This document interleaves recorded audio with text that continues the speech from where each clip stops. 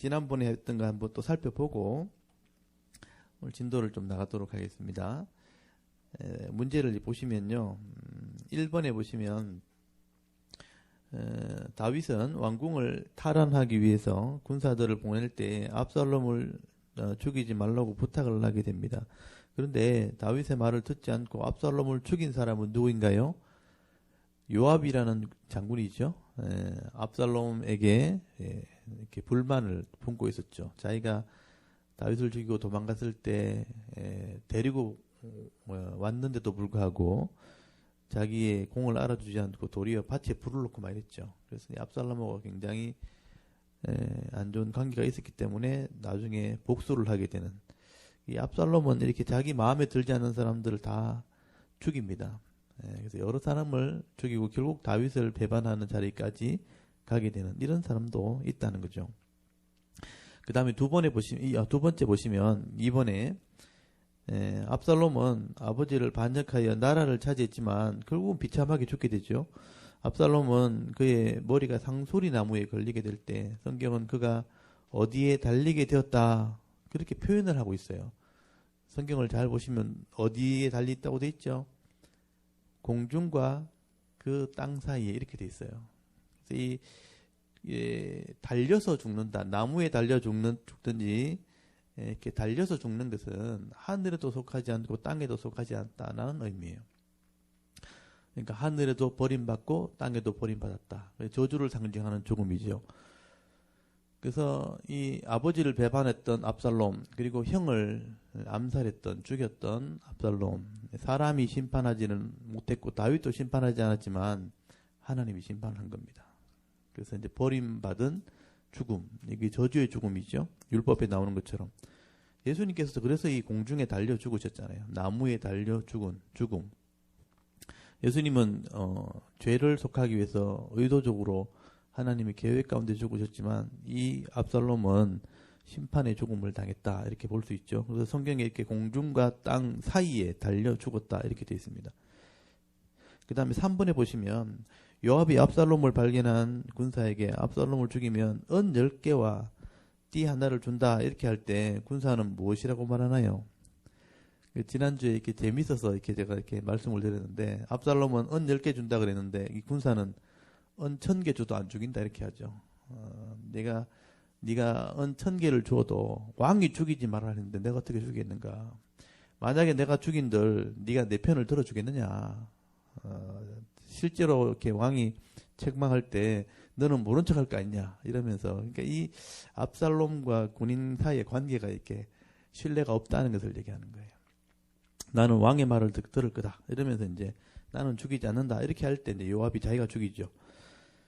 그 다음에 4번에 보시면 반란군을 진압하고 압살롬이 죽을 때 이 승리의 소식을 먼저 전하겠다고 자처한 사람이 있죠. 누구인가요? 아히마아스라는 사람이죠. 이 사독의 아들이라고 돼 있죠. 사독의 아들 아히마아스가 압살롬을 죽인 소식은 전하지 않고 나라를 회복하게 되었다, 왕궁을 되찾았다, 전쟁에 이겼다는 얘기만 전하게 됩니다.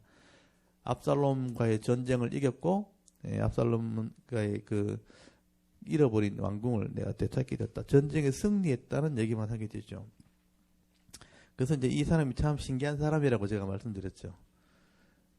그래서 이제 그런 위기의 순간에 왕을 반역하는 사람이 있고 왕을 도우는 사람이 있고 이런 막 이렇게 혼란스러운 순간에 이 사람은 확실하게 자기 표현을 하는 거죠. 나는 다윗 편입니다 이렇게 하는 거예요. 다윗 편입니다 이렇게 얘기하고, 요압과 이 압살롬을 죽인 사람들은 다윗을 이렇게 거역했던 사람들이잖아요. 그래서 저는 이 혼란스러운 시대에 자기 표현을 분명히 하는 사람, 이게 아히마아스예요. 나는 왕의 편입니다. 확실하게 딱 선을 딱 긋는 거죠. 절대로 왕을 대적하는 편에 서지 않습니다. 이렇게 표현하는 사람. 이 사람 정치적인 사람이라고 볼 수밖에 없어요. 그런 사람들이 지금도 있다는 거예요. 지금 막 혼란스러울 때 이렇게 정치하시는 분들은 줄을 서거든요. 힘 있는 쪽으로 줄을 선단 말이에요. 그런 사람이 반드시 있다는 것을 우리 성경을 통해서 확인할 수 있습니다. 그 다음에 5번에 보시면 다윗은 자기를 버리고 압살롬을 따랐던 이스라엘 장로들에게 섭섭함을 나타내게 됩니다. 그래서 다윗은 누구를 의지하게 되나요? 이 성경을 잘 보시면 이스라엘 장로, 그다음에 유다 장로 이렇게 나눠지죠.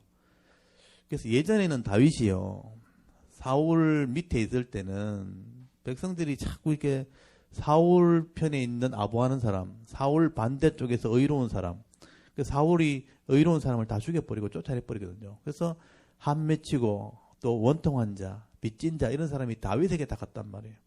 그래서 다윗이 이것 하나 되게 하려고 막 애를 썼어요. 우리는 다 하나님의 백성이고 우리가 얻은 것이 있으면 함께 나눠야 된다 이러면서 백성을 하나 되게 자꾸 만들었단 말이에요. 근데 다윗이 범죄하고 난 뒤에는요, 사람들이 자꾸 자기를 대적하고 이렇게 하니까 관계가 끼어지기 시작하니까 다윗도 이제 편을 가르기 시작합니다. 지도자가 편을 가르면요, 밑에서 분명히 반역이 일어납니다. 줄서기를 하거든요. 그래서 지도자는 반드시 모든 사람을 똑같이 대우할 수 있는 그런 아량이 있어야 돼요. 다윗이 이제 범죄하고 나서부터 이게 이제 변하기 시작한 거예요. 그래서 이스라엘 장로들을 배척하고 유다 장로들을 자기 편에 이렇게 두려고 하는 그런 생각을 가지게 되는 거예요. 그래서 다윗이 마지막 때는 결국 이렇게 둘로 분열이 되어지는 것을 보게 됩니다. 이런 것들은 성경을 자세히 보지 않으면 안 보여요. 처음에 보면 이런 게 안 보이는데 자세히 보면 그런 사람들의 마음들이 보이기 시작합니다. 그게 오늘날 똑같다는 거예요. 그래서 어떤 모임에 가도 이런 식으로 생각하고 살아가는 사람이 있는가 하면 하나님 뜻대로 자꾸 하나 되려고 하는 사람이 있다는 거예요. 그러니까 여러분은 말씀대로 하셔야 돼요. 말씀대로 모든 사람을 동일하게 대할 수 있는 그런 마음을 가져야 되는 겁니다. 다윗이 변질된 모습이 있었다 하는 것도 성경을 보시면서 알 수가 있는 거죠. 그 다음 6번에 보시면 다윗은 압살롬이 죽었다는 소식을 듣고 굉장히 슬퍼하게 되죠. 이때 요압이 다윗에게 화를 내면서 다윗에게 호통을 치게 됩니다. 그래서 다윗은 다른 사람으로 군 지휘관을 삼게 되는데요. 이 사람은 누구인가요? 요압이 압살롬을 이제 다윗의 명령을 어기고 압살롬 다윗의 아들을 죽였잖아요. 다윗은 그게 너무 화가 나는 거죠. 그리고 자기 아들을 죽은 걸 슬퍼하는 거죠. 그래서 이제 전쟁에 이겼음에도 불구하고 환영하지도 않고 슬픔 가운데 통곡하고 있으니까 자기 조카잖아요. 그리고 요압이 자기 조카고 자기 부하잖아요. 근데 요압이 다윗을 책망하는 말을 한단 말이죠. 왕이 그렇게 하면 안 됩니다. 우리가 목숨 걸고 싸웠으면 우리를 이렇게 환영해 주셔야지. 아들 죽었다고 슬퍼하면 어떡합니까? 네, 그렇게 이제 막 호통을 치니까 다윗이 속으로는 이제 화가 난 거죠. 이제 자기 조카고 신하면서도 자기 불만을 막 토할 때 말은 못 하겠고 해서 이제 다른 군장, 그때 그 혼란스러운 상황에서 인사를 단행하죠. 다른 사람을 장군에 앉히는 거죠. 그게 다윗의 실수입니다. 마음이 안 든다 그래가지고 한 자리에 그 자리에 잘라버리고 다른 사람을 그 자리에 세워버리면 나중에 이제 권력 다툼이 일어나게 되죠. 그래서 이제 잘못된 인사가 결국은 백성들을 혼란스럽게 만들게 되는 일이 벌어지게 됩니다. 이때 세운 군장이 아마사죠. 아마사는 이 요압과 사촌 관계죠. 이종 사촌 관계죠. 이종 사촌 관계인데 뒤늦게 이렇게 군대 지휘관 자리에 올라오는 바람에 쉽게 말하면 낙하산이 된 거죠. 그래서 기존의 장군들과 이 사람이 이제 경쟁을 하게 되는 어떤 알력이 생기는 문제가 생기죠. 그래서 이제 결국은 이 사람도 죽죠. 그래서 살인까지 일어나는 일들이 벌어지게 됩니다. 이게 하나의 정치라고 봐야 되겠죠. 이런 일들이 다윗의 지금 신하들 속에서 일어나게 되는 것이죠. 그 다음에 7번에 보시면 다윗이 돌아온다는 이야기를 듣고 베냐민 사람들 1000명을 데리고 나와 엎드려 절한 사람은 누구일까요? 베냐민 집안의 사람이죠. 다윗이 이제 실각했을 때, 왕위를 잃어버리고 도망갈 때 욕했던 사람이잖아요. 이 사람도 참 신중하지 못한 사람이죠. 자기가 미워하는 사람이 망했다 그래가지고 막 저주하고 욕하고 잘됐다면서 박수치고 말했단 말이에요. 그러니까 다윗 돌아오니까 이제 겁이 나니까 1000명을 데리고 가잖아요. 그 엎드리죠. 이 사람 이름이 뭐죠? 시므이죠, 시므이. 이런 사람도 있습니다. 그러니까 권력에 있다가 자기 권력을 잃어버린 사람이 다른 사람이 권력을 차지하고 있을 때 늘 이렇게 조롱하는 사람이죠. 잘 되지 않도록 바라고 이런 사람이 있습니다. 이게 이제 악한 마음이죠, 사실은. 이 사람도 나중에 죽습니다. 하나님이 심판하시는 것을 보게 됩니다. 악을 행하는 자는 그 악의 이 정도가 자꾸 하나님의 심판 때까지 채워지면 심판을 받게 됩니다. 그 다음에 8번에 보시면 발을 매피내지 않고 수염도 깎지 않고 옷도 빨지 않으면서 다윗이 돌아오기를 기다렸던 사람이 있었죠. 누굽니까? 머비보셋이죠. 이 사람은 양쪽 다리가 붉으잖아요. 그래서 어쩔 수 없이 못 갔고 다윗의 이렇게 피난길을 동참을 못했는데 나중에 다윗의 이 머비보셋의 마음을 헤아리지 않죠. 다윗이 이 마음이 옹졸해져서 이 마음이 좁아져가지고 인간적으로 표현하면 삐진 거죠. 내가 어려울 때 왜 나를 따라오지 않았냐. 그래가지고 이 머비보셋이 내가 다리가 불구라서 내 종이 나를 속이고 나를 버리고 갔다고 얘기해도 듣지 않죠. 왜 자꾸 핑계대냐 그러면서 결국은 그 재산을 뺏어서 종들에게 줘버리고 머비보셋의 진심을 받아주지 않죠. 안타까운 마음이 참 들죠. 이런 자기 이 머비보셋은 여러분 갓난 아기 때 유모가 들고 가다가 불구가 됐단 말이에요. 그러니까 어떻게 보면 나면서부터 불구가 된 건 마찬가지예요. 갓난 아기 때 양쪽 다리에 불구를 가졌기 때문에 쉽게 말하면 이 사람은 평생을 불구로 살았는 장애인으로 살았던 사람이에요. 여러분이 이제 장애인들을 이렇게 관계를 가져보셨는지 모르지만 장애인이 가정에 있는 사람들은요, 잘못 자라면 굉장히 이제 소심한 성격이나 아니면 난폭한 성격을 가지게 되는데 이 사람이 잘 자라게 되면 마음이 굉장히 넓어집니다. 그러니까 늘 이렇게 안 좋은 대우를 받고 자라기 때문에 그걸 속으로 다 견뎌내야 되기 때문에 웬만한 어려움을 다 견뎌낼 수 있을 만큼의 훈련을 받아요. 그래서 이제 웬만큼 이렇게 욕해도 별로 신경도 안 씁니다. 그러니까 그게 다 이렇게 넓은 마음을 가지게 되는 거죠. 그게 머비보셋은 다윗보다 더 넓은 마음을 가진 거예요. 내가 이런 오해를 받거나 이런 미움을 받아도 괜찮습니다. 그러면서 재산 이게 반은 내주라 하니까 아니면 다 가져도 괜찮습니다. 돈 필요 없습니다. 이렇게 얘기하죠. 예, 다윗 왕의 신뢰, 믿음만 받으면 됩니다. 왕의 신임만 받으면 저는 좋습니다. 그럴 정도로 마음의 훈련이 된 사람이에요. 사실은 이게 우리에게 필요한데 우리가 조금만 마음 상하면 삐지고 또 뒤에 가서 이렇게 욕하고 비난하고 이런 사람이 되면 안 되거든요. 그러니까 이 머비보셋은 굉장히 마음의 훈련을 많이 받은 사람이에요. 오해를 받고 종이 자기를 이렇게 모함하소 이렇게 오해를 받게 만들고 왕에게 미움을 받게 만들었는데도 불구하고 다 받아주잖아요. 다 용납하잖아요. 재산도 필요 없습니다. 제 진심만 알아주시면 됩니다. 그러면서 그냥 자기 인생 살아가는 거죠. 그래서 머비보셋이 저는 참 마음이 넓은 사람이구나 이런 생각을 했습니다. 그래서 어릴 때 고생한 사람이 주로 그렇죠. 어릴 때 고생한 사람이 잘못 자라면 난폭하게 변하지만 믿음으로 잘 견딘 사람은 웬만한 어려움을 다 받아줄 수 있는 정도의 믿음을 가지게 됩니다. 그래서 이제 어릴 때는 사서 고생하라 그러잖아요. 어릴 때 고생한 사람은 제대로만 생각 가진 사람은 웬만한 어려움을 다 견딜 수 있을 정도로 단련되기 때문에 그렇습니다. 머비보셋, 다윗에게 믿음을 얻기를 원했던 사람, 이 머비보셋, 요나단의 아들이죠. 요나단 같은 믿음을 가졌다고 보시면 됩니다. 그 다음에 9번에 다윗을 도와주었던 바르실레를 다윗이 왕궁으로 데려가려고 할 때 이 바르실레가 젊은 사람 한 사람을 추천하게 되죠. 누구를 추천했나요? 참 익숙한 이름이죠. 김함. 이름이 김함이에요. 우리나라 성씨를 가진 거죠. 우리나라 성씨에 김도 있고 함도 있잖아요. 그래서 김함 이름이 참 재미있는 이름인데 이분이 결국은 다윗의 왕궁에 추천이 되어서 가서 관직에 있다가 나중에 베들레헴에 여관을 찾았다 그랬죠. 그래서 이 김함의 여관이라는 여관이 성경책에 나옵니다. 김함이란 이름은 특이하잖아요. 나오면 금방 알 수 있거든요. 그러니까 예레미야서에 김함의 여관이 나옵니다. 베들레헴에 있다고 그랬죠. 그 다음에 10번 다윗의 나라가 혼란을 겪고 있을 때 북쪽에 있던 세력이 반란을 일으키게 되죠. 이 중심에 누가 있었나요? 세바라는 사람이죠. 사울 왕가 집안의 한 사람이 다윗이 이렇게 흔들흔들 할 때 북쪽 변두리에서 변방에서 반역을 일으키던 사람이 세바라는 사람입니다. 그 다음에 11번에 세바가 다윗을 대적해서 반역을 일으킨 곳은 어디인가요? 이 지역의 이름이 참 특이하기도 하고 잘 알려지지 않는 이름이에요. 그래서 아벨 벤 마가라는 지역이에요. 갈릴리 호수 북쪽에 아주 이제 우리나라 말로 하면 이제 환경도 저 북쪽 끝에 있는 그런 도시예요. 제일 끝 변두리에 있는 도시인데 여기에서 반역을 일으킨 사람이 세바라는 사람입니다.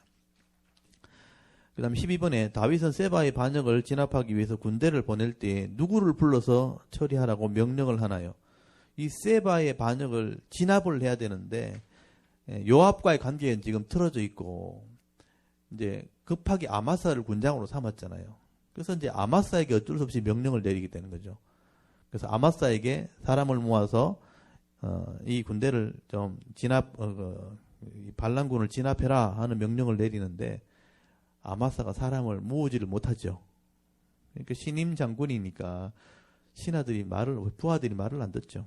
그래서 이제 아마사가 어려움을 당하게 됩니다. 그래서 이때 맡긴 사람은 아마사라는 사람이죠. 13번에 보시면 아비새와 요압이 세바의 반역을 진압하기 위해 출발하기 전에 요압이 한 사람을 죽이게 되죠. 누구를 죽이나요? 이 아마사를 죽이는 겁니다. 아마사가 갑자기 군장에 위치와 있으니까 불만이죠. 그래서 이제 어쩔 수 없이 군대는 요압의 말을 듣게 돼 있어요. 요압이 평생 동안 군 지휘관을 있었기 때문에. 그래서 요압이 군대를 이끌어가면서 아마사를 그냥 두면 두고 또 이렇게 꼬투리가 되고 경쟁자가 되니까 아예 암살을 해버리죠. 참 요압이 무서운 사람이죠. 자기 마음에 안 드니까 칼로 찔러서 이제 죽이게 됩니다. 그래서 요압이 또 아마사를 자기 사촌이기도 하는데도 죽입니다. 그 다음에 14번에 보시면 베냐민 사람 비그리의 아들 세바가 다윗을 반역하게 됩니다. 이때 실제로 이 세바를 죽인 사람은 누군가요? 그 아벨 벤 마가의 성에 있는 한 이름 없는 여인이죠. 여인. 이 여인이 이름은 안 나와 있는데 대단한 여자죠. 이 요압에게 이 성을 왜 너희들이 지금 치러 왔느냐 하면서 이스라엘의 어머니 같은 성읍인데 너희들이 왜 군대를 끌고 왔느냐 하고 큰소리 치면서 세바 잡으러 왔다 하니까 잠깐 기다리라 하더니 안에 들어가더니만 세바 목을 베가지고 집어던지죠. 그러니까 이 여인이 이 아벨 벤 마가라는 성을 지켜냈다 하는 것을 보게 됩니다. 이름 없는 한 여인입니다. 그 다음에 15번에 보시면 다윗의 부하들 중에 블레셋 사람을 관리했던 지휘관은 누구인가요? 다윗이 다시 부하들을 이렇게 정리하는 것을 딱 쓰면서 블레셋 지역, 그러니까 이게 이제 이방인 군대거든요. 다윗 수하에 있는 이방인 군대를 관리하는 수장을 누굴 세웠느냐? 분나야라는 장군이 분나야. 그래서 이 분나야가 굉장히 중요한 역할을 한다고 제가 말씀드렸죠. 나중에 이 분나야가 다윗이 죽고 난 뒤에 솔로몬에게 왕위가 넘어갈 때 총군사 지휘관을 하는 사람이죠. 군대 지휘관이 될 사람이 분나야라는 사람입니다. 그래서 이 분나야를 제가 참 좋아합니다. 이 분나야. 이름 없이 뒤에서 책임을 다했던 사람이죠. 그래서 사람들이 결국은 인정할 수밖에 없는 참 용감한 사람입니다. 나중에 이 분나야가 하는 일들을 다윗이 쭉 정리를 한 게 나옵니다. 대단한 사람입니다. 그 다음에 족보의 이야기. 이 아담새부터 시드기야까지 이 역사를 이해하려면 족보를 다 머릿속에 정리하라고 제가 말씀을 드렸죠. 그래서 이거를 한번 또 외워보겠습니다. 외웠는지 확인도 하시고. 일단 앞에 아담의 10대 손. 여기 지금 앞에 나온 10명은 아담의 10대 손이에요. 그 다음에 셈의 10대 손. 홍수 이후에 아브라함까지 10대 손. 그 다음에 아브라함부터 다윗까지. 솔로몬 연결되지만 다윗 왕이 될 때까지 세 가지 분류를 이렇게 외우면 됩니다. 그래서 일단 아담, 홍수 이전에 믿음을 가졌던 사람들, 아담의 10대 손. 그래서 아담 다음에는 누구죠? 셋이죠, 셋. 그래서 이제 그 다음 사람만 외우면 돼요. 그래서 셋을 외웠다면 그 셋 다음 사람을 외우면 되죠. 셋 다음에는 에노스. 에노스가 여호와 이름을 불렀더라라고 성경에 기록되어 있어요. 에노스의 아들은 게난. 게난의 아들은 마할랄렐. 마할랄렐의 아들은 야렛. 야렛의 아들은 에녹. 300년과 하나님과 동행했던 사람. 에녹의 아들은 무두셀라. 제일 오래 살았던 사람. 그 다음에 무두셀라의 아들은 라멕. 라멕이 노아의 아버지예요. 그래서 라멕의 아들이 노아입니다. 그래서 노아 때 홍수가 나서 모든 사람이 다 죽게 되는 사건이 벌어지게 되죠. 이게 첫 번째 인류의 심판이에요. 그래서 홍수 이전에 믿음의 사람들, 그리고 믿음 없는 사람들은 죄를 짓게 되는 가인의 후손들이 있죠. 가인의 후손들이 따로 있어요. 가인의 후손들은 죄를 관영하게 만들었던 사람들이에요. 그 사람들 속에 이런 믿음의 사람이 있었다는 얘기를 하고 있는 거예요. 이게 BC 4,000년 전의 사람입니다. 지금부터 6,000년 전의 사람이죠. 그러니까 아담이 태어난 게 BC 4,000년이거든요. 그래서 이제 지금부터 6,000년 전의 사람의 이름이 다 기록되어 있고 나이가 기록되어 있고요. 이 사람이 아들 낳은 날짜들이 나이가 기록이 되어 있어요. 그만큼 정확하게 성경에 기록이 되어 있습니다. 그래서 아담부터 노아까지 홍수 이전에 믿음을 가졌던 사람이 누구다 하는 것도 기억을 하셔야 되고요. 홍수 심판으로 모든 죄인이 다 죽고 다시 새로운 역사가 시작돼요. 그게 지금 우리가 인류의 역사에 남아있는 것들이에요. 화석 자료라든지 땅에 겨우 물에 다 잠겨버리고 땅에 남아있는 그 자료만 가지고 역사가 정리된 게 오늘날의 역사예요. 그래서 이때 하나님께서 믿음의 사람을 선택했는데 그게 셈이에요. 셈의 아들 중에 아브라함이 나온 거예요. 그래서 그걸 셈의 10대 손이라고 그래요. 그래서 홍수 이후에 노아의 믿음을 이어받았던 사람, 셈의 아들이 아르박삿, 이름이 특이하죠. 아르박삿. 또 아르박삿 아들은 셀라의 아들은 에벨의 아들은 벨렉. 이 벨렉 때 그 함의 아들 중에 니므롯이라는 장군이 바벨탑을 쌓아가지고 그때 언어가 혼잡하게 되는 일이 벌어져요. 벨렉 때 이 땅의 언어가 다 흩어지게 혼잡하게 돼서 각종 언어와 종족이 나눠지게 됩니다. 벨렉 다음에 루의 아들은 수룩의 아들은 나홀의 아들은 데라의 아들이 아브라함이죠. 그래서 이제 셈의 10대 손이 아브라함이 되었다는 거. 그 셈의 아들 중에 하나님이 아브라함을 불러서 땅을 주겠다, 아들 주겠다 약속하죠. 그게 하나님의 나라를 약속한 거예요.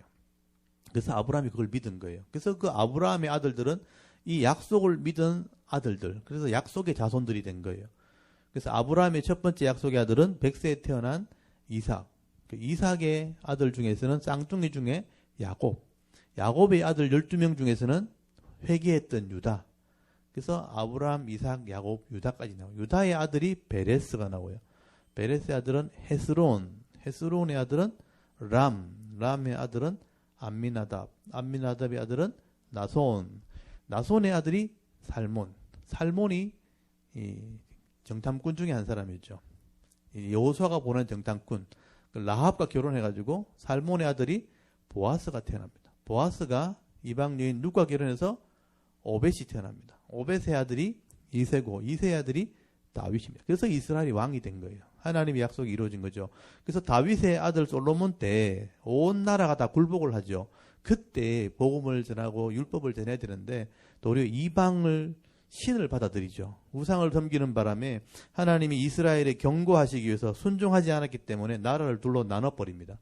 그래서 물질을 쫓아갔던 북쪽 지파 10지파가 나중에 심판을 받아요. 믿음을 선택했던 남쪽 유다가 나중에 쓰임을 받게 됩니다. 그래서 남쪽과 북쪽의 이 왕조를 통해서 불순종한 나라와 순종했던 나라의 비교를 하게 되죠. 그래서 불순종했던 대표적인 그 왕이 여로보암 첫 번째 북쪽이 여로보암이 금송아지를 만들어 버렸죠. 하나님을 배신하고 금송아지를 만들고 이게 신이다 하고 절하라 그랬죠. 그래서 여로보암과 그 아들 나답 때는 반역에서 심판을 당합니다. 여로보암, 나답. 그 나답을 심판한 사람이 바하사예요.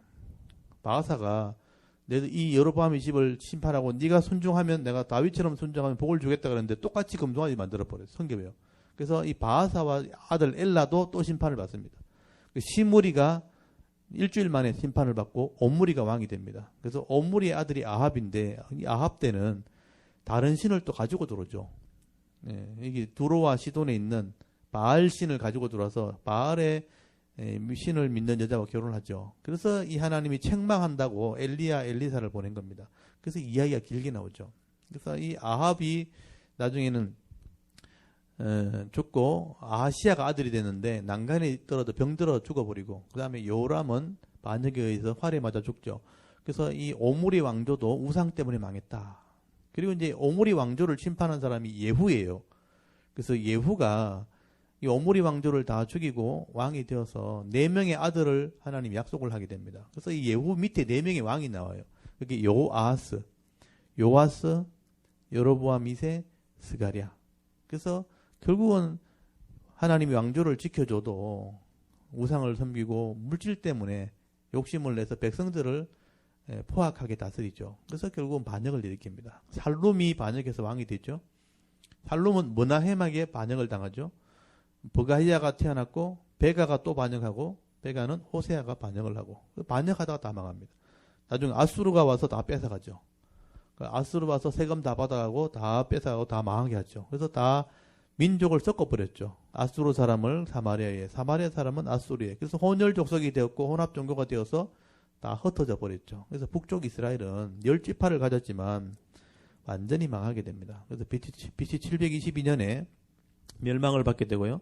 남쪽에는 솔로몬의 아들 르호보암 악을 행하다가 다음에 아비암이라는 왕이 태어났는데 제대로 못해요. 그 다음에 아사 때 와서 개혁을 한번 합니다. 원래대로 갑시다. 근데 온전히 개혁을 못해요. 나중에 이 아사도 배반을 해서 다리에 병들어 죽습니다. 이걸 잘 기억하셔야 돼요. 이 역사를 알아야 성경을 보면 이 보여요. 아사가 첫 번째 계획이에요. 근데 실패해요. 그 다음에 여호사밧이 두 번째 계획을 해요. 근데 이 여호사밧은 북쪽에 아합과 사돈을 맺는 바람에 우상을 가지고 들어옵니다. 그 아들이요. 이세벨의 딸과 결혼을 해요. 그래서 이 왕가에서 우상을 섬깁니다. 그래서 이 왕가가 타락해요. 이 요람이요. 이스라엘 왕들 중엔 제일 비참하게 죽어요. 이 사람이요. 요람이 이세벨의 딸과 결혼했기 때문에 우상을 섬기고 그 아들을 우상을 섬기게 만들어버렸거든요. 요람이 나중에요. 창자에 고칠 수 없는 병이 들어서 창자가 흘러나서 죽어요. 이 사람이. 못 고쳐서 죽어요. 창자의 병이 들어 죽습니다. 이 요람의 아들 아하시아는요. 예후 북쪽 왕에게 활을 칼에 맞아 죽죠. 예후가 북쪽 왕에게 죽임을 당합니다. 그래서 아달랴 이세벨의 딸이 왕자를 다 죽이고 자기가 왕이 되죠. 왕권을 탄탈하죠. 6년을 있다가 나중에 요아스가 살아나가지고 아들 하나가 살아났는데 그 요아스가 7살에 왕이 돼가지고 이 아달랴를 죽이고 왕인데 요아스가 결국은 자기 할머니 우상을 따라가지고 우상을 섬기다가 이 부하에게 죽임을 당합니다. 그리고 요아스의 아들 아마샤가 왕이 되었는데 이 사람도 나중에 끝까지 하나님을 섬기지 않고 우상을 섬기다가 자기 부하한테 죽임을 당해요. 이까지가 우상의 영향을 받은 사람이에요. 여호사밧 때부터 두 번째 계획을 했지만 아합과 사돈을 맺으면서 그 밑에 나오는 왕들이 다 비참하게 죽거나 부하에게 죽임을 당합니다. 그게 이 이름들 기억하셔야 돼요. 이 앞에 여호사밧 다음에는 북쪽의 왕과 이름이 똑같아요. 요람 아하시아. 이름이 반대로 돼 있지만 요람 아하시아. 그 다음에 아달랴가 중간에 들어가고 요아스 아마시아. 여기까지가 우상을 섬긴 사람이에요. 이까지가 전반전이고 후반전에 우시아가 왕이 되면서 그 다음에 세 번째 계획을 하게 됩니다. 이때 정말 잘했어요. 땅도 다 솔로몬 때 땅처럼 회복이 되었어요. 근데 우시아 때 이 사람이 너무 교만해가지고 제사장의 일을 탐험하다가 분양하다가 문둥병 걸려주고 이 사람 또요. 그 다음에 요담. 이 잘했던 사람이 한번 죽으니까 요담이 잘 못하고 악한 왕이 나온 게 그게 아하스예요. 아하스가 나오고 그 다음에 네 번째 히스기야가 마지막으로 네 번째 계획을 하게 됩니다. 히스기야 때도 다 잘 됐는데 이 사람이 나중에 15년 병들었다가 15년 더 사는 바람에 교만해서 타락을 하게 됩니다. 그래서 실패했고 그 아들 머나세가 완전히 나라를 다 망쳐버렸죠. 그 머나세가 나라를 망쳤고 망하게 됩니다. 그래서 그 다음 아들 아몬 악을 행했고요. 요시아가 멸망하기 전에 일꾼을 키우는 계획을 한번 하죠. 다섯 번째 계획이죠. 요시아가 계획을 하고 난 뒤에 그 다음에는 일어서지 못하고 망하게 돼요. 요아스 애굽에 잡혀가 죽고요. 요야김 1차 포로 바벨론에 잡혀가고 요야긴 2차 포로 잡혀가고 요 시드기야가 3차 포로 잡혀가서 나라가 망하게 됩니다. 그리고 포로 이제 70년 동안 생활이 일어나게 되는데 그게 이제 다니엘서와 에스겔서에 기록된 내용이 나온 거예요. 여기까지가 이스라엘 일단 전반전 멸망하게 되는 과정 속에 나오는 왕들 이름이에요. 요 이름들은 몇 번만 여러분 반복해 보시면 금방 알 수 있어요. 그리고 이것들 성경에서 확인하셔야 돼요. 그러면 전체 역사를 통해서 하나님의 약속이 어떻게 지켜지고 있는지를 알게 되는 겁니다. 요 이름들 외우셔야 됩니다. 여기 성경 강좌 오시면, 그러니까 외우시면 성경을 훨씬 쉽게 알 수 있다는 거. 이제 좀 외우셨죠? 우리 집사님은 이제 오래되셔서 다 외우셨고, 늦게 오신 분들은 이제 어느 정도 외우셨죠? 시험 쳐도 됐죠? 자, 오늘은 지난주에 20장까지, 사무엘하서 20장까지 했었어요. 세바의 반역까지 했었는데, 오늘 21장부터 다윗의 마지막 마무리를 좀 하겠습니다. 다윗이 이제 목동 출신으로 그 고생 끝에 왕이 되어서 잘 했는데, 그 바세바의, 그 우리아의 아내 바세바를 범하는 음란을 행하면서, 다윗의 왕가가 이제 무너지기 시작한 거예요. 칼이 그 집에 떠나지 않게 되어지고요. 그리고 공의를 행하지 않게 될 때 아들과 그 부하 속에 계속 이렇게 반란이 일어나고 반역이 일어나고 다툼이 일어나게 되는 그 일을 이제 다윗이 해결하지 못하는 그런 일들이 일어나게 된 겁니다. 그래서 21장에는 그 사건 중에 하나가 이거는 사울 때 있었던 사건이에요. 3년 동안 기근이 비가 오지 않는 거죠. 다윗의 시대에 3년 동안 비가 오지 않으니까 무엇을 잘못했는지 하나님께 이렇게 물어보니까 사울이 내 언약을 어겼다는 거예요. 사울 왕 때 있었던 얘기를 하게 됩니다. 여러분 21장 1절 한번 보십시오. 다윗의 시대에 해를 거듭하여 3년 기근이 있으므로 다윗이 여호와 앞에 간구하매 여호와께서 이르시되 이는 이게 왜냐하면 사울과 피를 흘린 그 집으로 말미암음이니 그가 기브온 사람을 죽였음이니라 하시니라. 여러분 기브온 사람 기억나시죠? 요수아 때 가나안 족속을 심판할 때 기브온 족속이 깨를 내가지고 지혜를 내가지고 가나안 땅 밖에서 온 것처럼 하나님이 소문 듣고 왔으니까 우리가 하나님 백성 되고 싶습니다. 계약합시다. 살리라는 계약을 맺었죠. 그래서 계약을 해줬는데 알고 보니까 가나안 바로 옆에 있는 기브온 족속들이죠. 그래서 심판하려고 하니까 하나님과 언약한 백성이기 때문에 내 이름으로 언약했으니 하나님의 종이 될지언정 내 백성 되게 해라. 그리고 절대로 죽이지 마라. 그래서 이 기브온 족속을 하나님이 언약한 백성으로 받아들여주신 거죠. 이렇게 하나님은요, 하나님 말씀을 믿고, 그러니까 하나님의 존재를 믿고, 하나님 말씀을 믿고, 언약, 계약하는 사람이 하나님 백성이 되는 거예요. 그래서 그 모델이 바로 기브온 족속입니다. 죽어야 될 사람인데, 하나님 백성이 된 거예요. 그래서 그 사람들이, 가나안 족속 사람들이 5나라가 뭉쳐가지고, 기브온 족속을 죽이려 왔을 때, 이 여호수아가 밤새도록 쫓아가서 지켜주잖아요. 그리고 그들을 쫓아낼 때, 해가 지려고 할 때, 해를 멈추게 해달라고, 해를 멈췄어라도 기브온 족속을 지켜주잖아요. 그만큼 하나님께서 약속을 지켰던 사람이 기브온이에요. 근데 사울 왕이 정신이 나가가지고 교만해져가지고 하나님의 언약을 어기고 기브온 족속을 죽여버렸단 말이에요. 그러니까 하나님을 언약을 어겼으니까 하나님께서 이 땅에 기근을 주셨다. 그렇게 말씀하게 되는 거죠. 그래서 여기 2절 한번 보십시오. 2절에 보면 기브온 사람은 이스라엘 족속이 아니요 그들은 아모리 사람 중에서 남은 자라.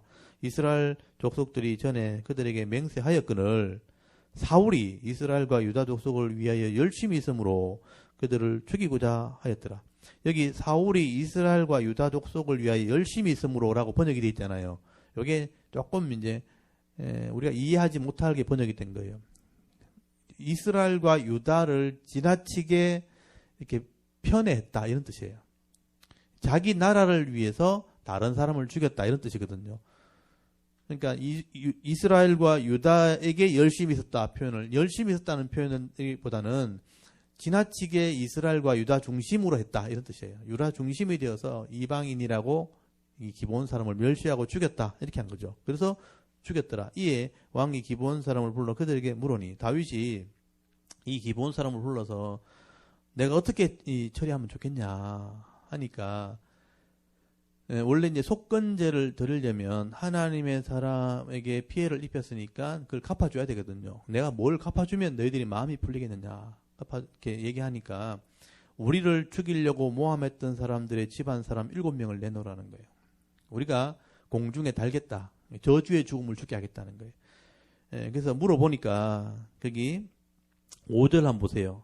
그들이 왕께 아뢰되 우리를 학살하였고 또 우리를 멸하여 이스라엘 영토 내에 머물지 못하게 하려고 모해한 사람의 자손 7사람을 우리에게 내주소서. 여호와께서 택하신 사울의 고을 기브아에서 우리가 그들을 여호와 앞에 목매어 달겠나이다 하니 왕이 이르되 내가 내주리라.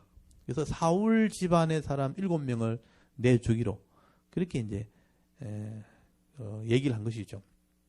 그래서 다윗이요 이걸 심판하기 위해서 사울이 범죄했기 때문에 사울의 집안 사람들 중에 남자를 7명을 찾습니다. 근데 여러분 사울이 죽으면서 그 집 사람이 다 심판을 받았어요. 그러니까 사울의 직계 자손이 아무도 없는 거예요. 그래서 첩의 아들 그리고 딸들 중에 결혼해서 낳은 아들들을 찾아냅니다.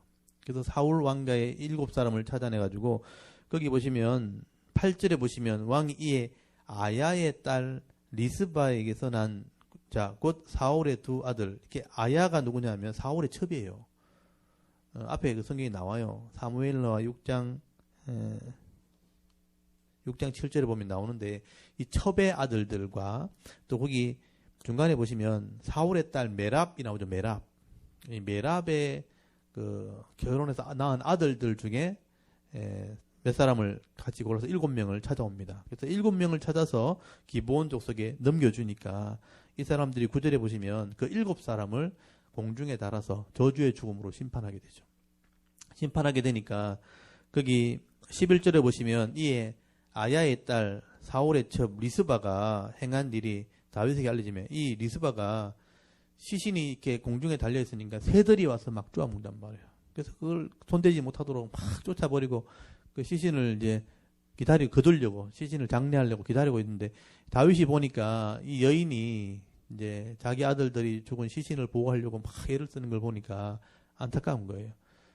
그래서 다윗이 안타깝죠. 자기들이 범죄에서 죽은 거지만 그 시신이 훼손되는 걸 보면서 또 그 자기 어머니가 와서 시신을 보호하려는 그 모습 보면서 너무 안타깝잖아요. 심판의 모습이지만 안타까워서 그 시신을 다 거둬줍니다. 다윗이 거둬가지고 자기 사울 왕과 요나단이 죽었을 때 그 시신이 고국에 있지 못하고 그 길랏 그 라못 사람들이 그 시신을 거둬가서 장례를 치렀거든요.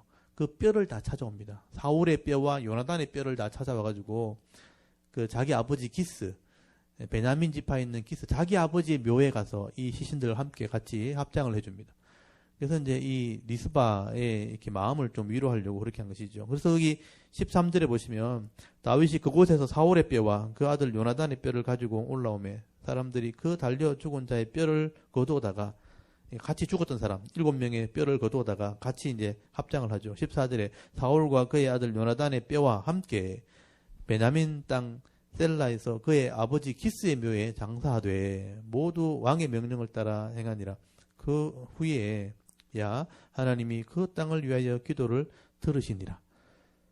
그래서 기브온 족속의 마음도 풀어주고 이 사울의 집안 사람들의 마음도 위로해주고 그래서 이게 속건제거든요. 속건제. 범죄 하나님 법을 어겼기 때문에 재앙이 임했단 말이에요.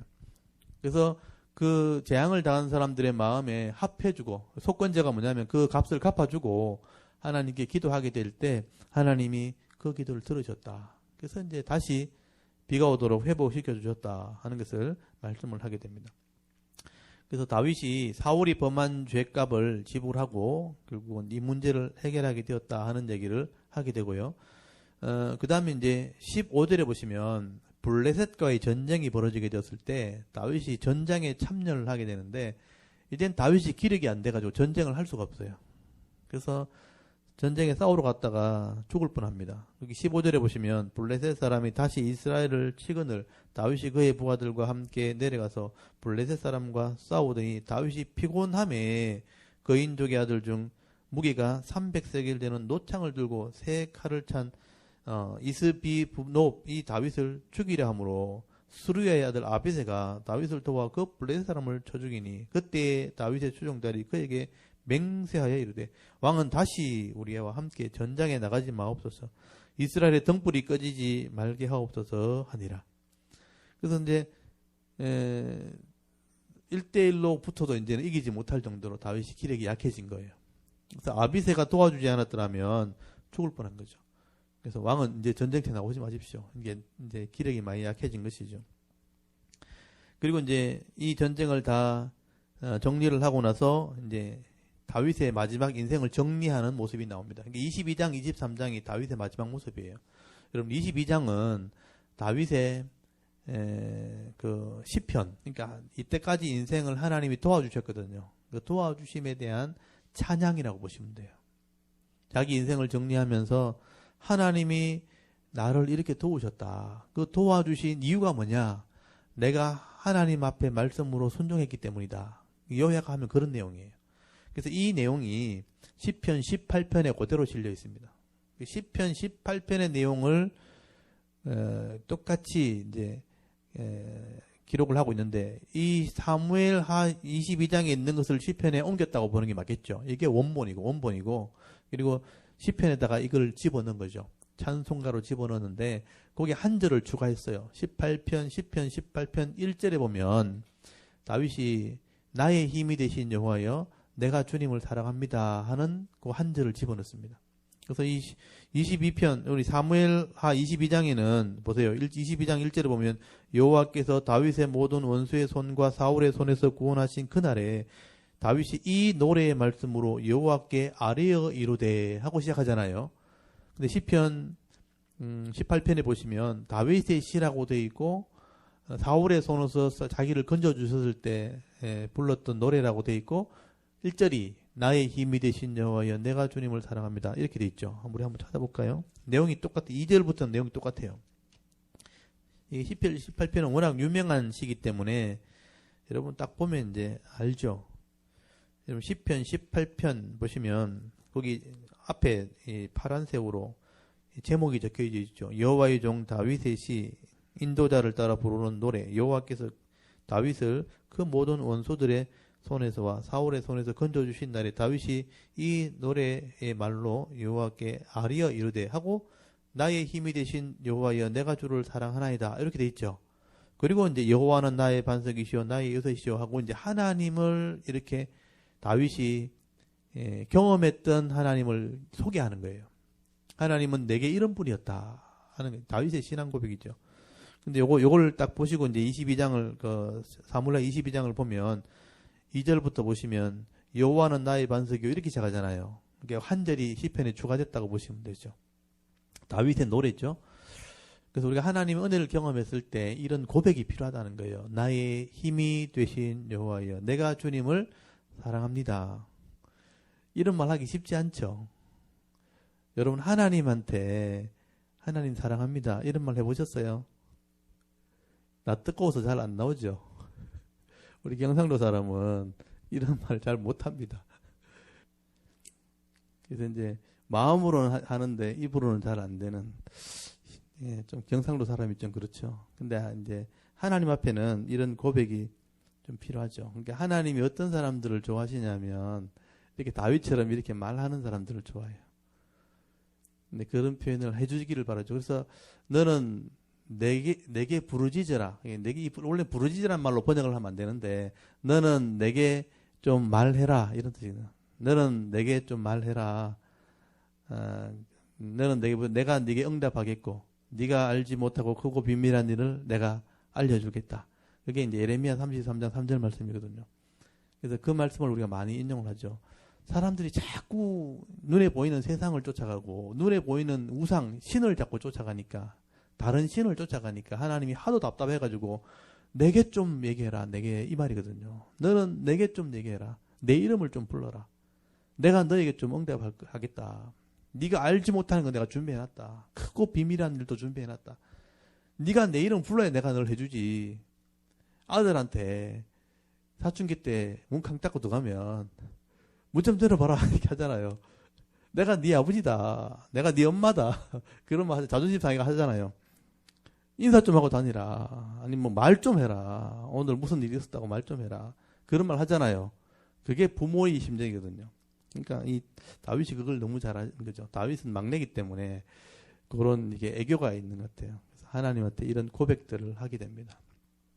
그래서 여러분 기도하실 때 나의 힘이 되신 여호와여 내가 주님을 사랑합니다. 그리고 하나님은 이런 분이십니다 하고 소개하는 거죠. 그래서 이걸 잘 기억하시면 좋겠습니다. 2절에 보시면요. 22장 2절 여호와는 나의 반석이죠. 하나님은 적어도 다윗에게는 이런 분이었다는 거죠. 변함없다. 반석이라는 것은 변함없다는 뜻이에요. 바위가 되신다. 변함없으신 분입니다. 나의 요새 보호자가 되시고 나를 위하여 나를 건지시는 자 구원자가 되시고 내게 피할 바위 반석이 되시고 또 나의 방패도 되시고 나의 구원을 권능이죠. 뿔은 힘을 내 힘이 되시고 나의 높은 망 되시고 그에게 피할 나의 피난처시요 나의 구원자시라 나를 폭력에서 구원하셨도다. 하나님은 이런 분이었다. 내게 이런 분이었다. 여러분 다윗이 평생을 돌아보면서 수많은 전쟁과 수많은 모함과 수많은 멸시와 수많은 이런 이렇게 환난 속에서도 하나님이 나에게 이런 도움을 주신 거죠. 이런 하나님을 여러분이 이제 경험하셔야 되는 거죠. 하나님 이름을 불러야 경험하죠. 하나님이 함께 한다는 것을 내가 알아야 경험하는 거예요. 그러니까 내가 하나님이 있는 것도 하나님은 여전히 함께 하시는데 내가 하나님을 안 쳐다보는 거예요. 앞만 보고 달려가는 거예요. 그냥 하나님이 옆에 계시는데도 신경도 안 쓰고 그냥 내 생각만 하고 막 달려가는 거죠. 그리고 쓰러지면 안 도와준다고 막 불평하고 옆에서 지금 쫙 보고 있는데 지금 붙들어 주려고 하는데 쳐다보지도 않는 거예요. 자기 혼자 하다가 자빠지고 엎어지고 해놔놓고 힘들다고 하고 뒤에 있는데 그게 이제 하나님이 이렇게 다윗이 경험했던 하나님이 고백하는 내용입니다. 이걸 여러분이 이런 내용이라는 걸 알고 계셔야 되죠. 그리고 4절에 보시면요. 어떻게 도와주셨는가? 내가 찬송 받으실 여호와께 아뢰리니 내 원수에게서 구원을 받으리로다. 사망의 물결. 여기서부터 잘 보세요. 사망의 물결이니까 파도처럼 밀려오는 그 죽음의 두려움이죠. 사망의 물결이 나를 확 에워싸고 불의의 창수. 불이니까 옳지 않은 일이잖아요. 분명히 저 사람 잘못된 거 가지고 나를 막 밀어붙이는 거죠. 불의의 창수는 뭐냐? 홍수예요. 악한 자들이 막 나를 막 밀어붙이고 물밀듯이 나를 불의로, 이렇게 악함으로 나를 이렇게 밀어붙이는 그런 일들을 경험한 거죠. 그리고 6절, 수올의 줄. 수올이면 지옥이죠. 구덩이에 빠져가지고 수올의 줄이 나를 두르고 사망의 올무, 사망의 밧줄이 나를 꽁꽁 묶어버리는 꼼짝도 못하는, 이도저도 못하는 완전히 죽음의 자리에 갇혀버리는 그런 공포와 두려움도 느꼈다는 거죠. 7절 내가 환난 중에 이럴 때에 여호와께 아뢰며 나의 하나님께 아뢰었더니 그랬잖아요. 그 어려움 중에 죽음의 고통 속에 그 하나님의 이름을 내가 불렀으니까 하나님이 다 들으셨다는 거예요. 그의 성전에서 내 소리를 들으시며 나의 부르짖음이 그의 귀에 들렸도다. 그래서 이에 그렇기 때문에 땅이 진동하고 떨며 하늘의 기초가 유동하고 흔들렸으니 그 진도로 말미암이로다. 그의 코에 연기가 오르고 입에서 불이 나와서 사름이요. 그 불이 숯이 피어도다. 여기 9절부터는 이게 시적인 표현이에요. 하나님이 내가 이렇게 고통당하는 거 보시고 내가 불렀더니 나를 도우셨는데 이렇게 도우셨다 하고 그 시적인 표현. 코에서 불이 난다는 것은 하나님 분노를 말해요. 누가 다윗을 건드려? 이러면서 하나님이 화가 나가지고 막 하나님이 나섰다는 거예요. 그걸 시적인 표현으로 쓴 거예요. 10절에 그가 하나님이 또 하늘을 들이우시고 강림하시니 그 발 아래 어둠이 캄캄하였도다. 그룹을 타고 그룹은 천사를 타고 나르시며 바람 날개 위에 나타나셨도다. 그가 흑암 곳 모인 물과 공중에 빽빽한 구름으로 둘린 장막을 삼으시며 그 앞에 있는 광채로 말미암아 숯불이 피었도다. 여호와께서 하늘에서 우울의 소리를 내시며 지존하신 자의 음성을 내시며 화살을 날려 그들을 흩으시며 번개로 무찌르셨도다. 다윗이 고통당할 때 하나님 불렀더니 하나님이 분이 나가지고 나타나가지고 이렇게 천둥으로 번개로 구름으로 바람으로 이렇게 나를 도우셨다는 거예요.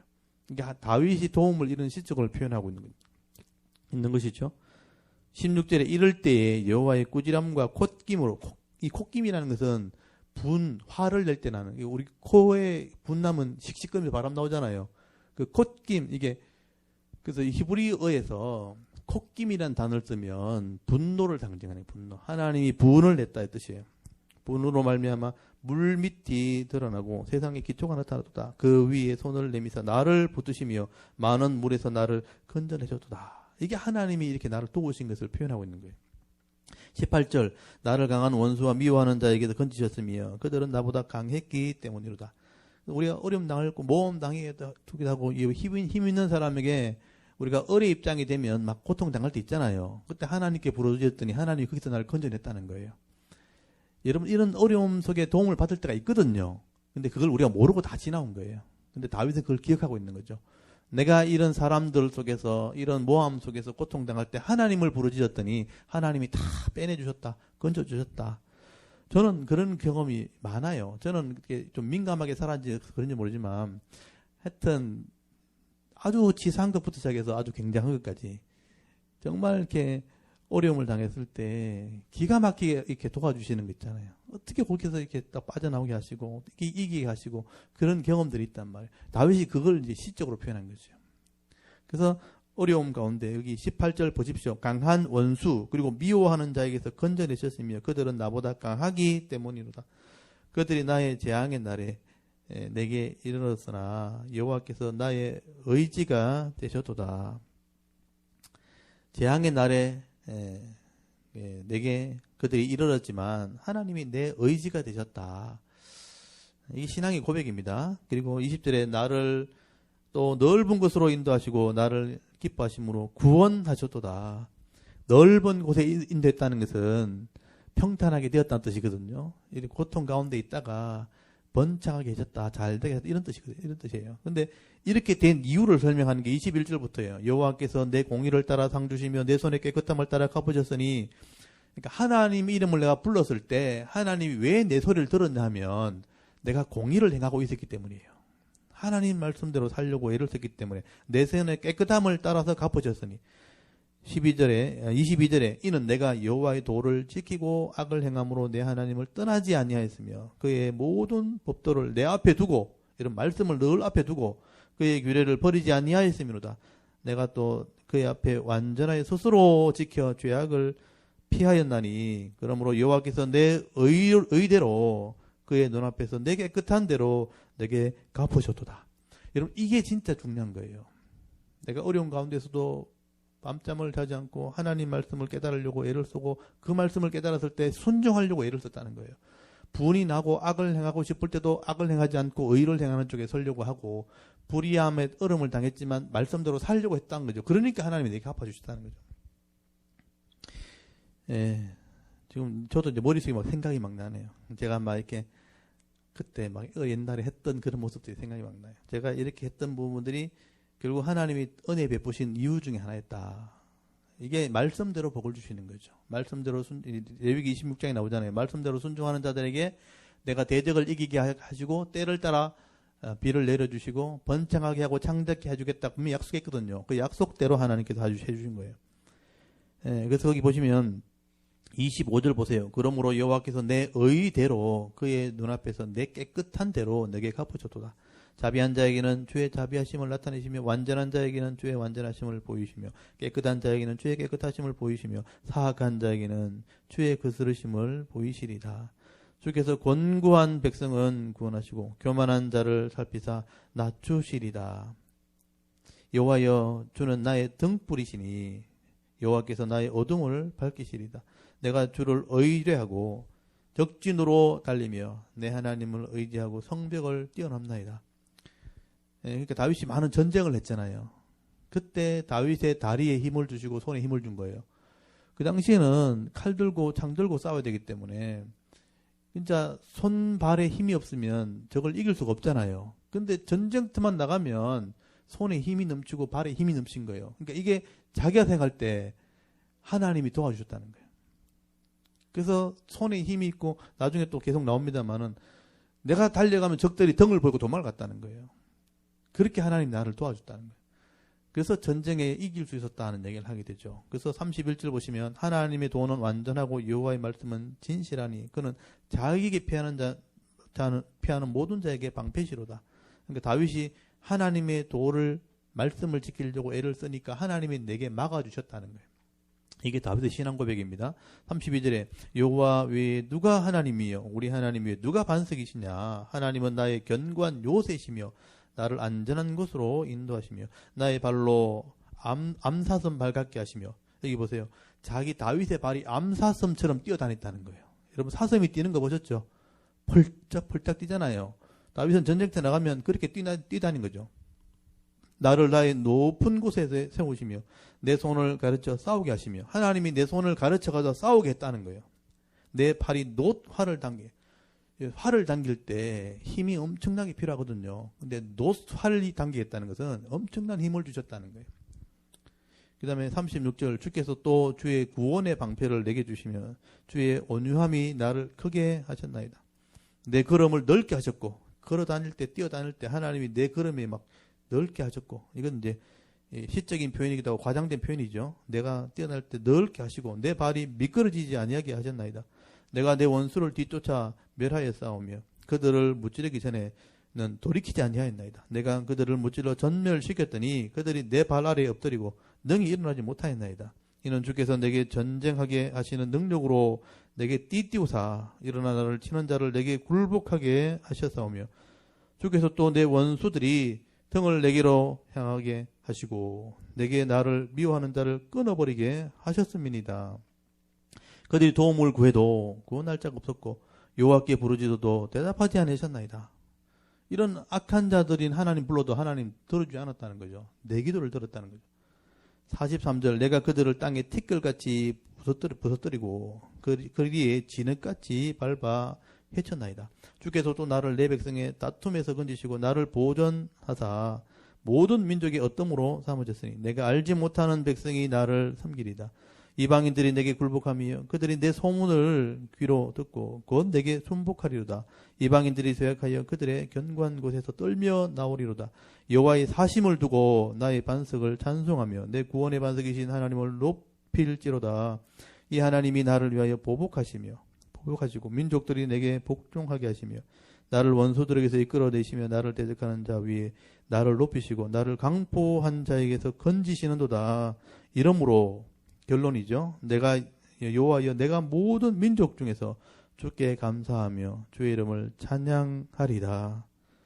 그래서 다윗이 이렇게 구원을 경험했고 은혜를 경험했기 때문에 모든 민족들에게 내가 하나님을 노래하겠다.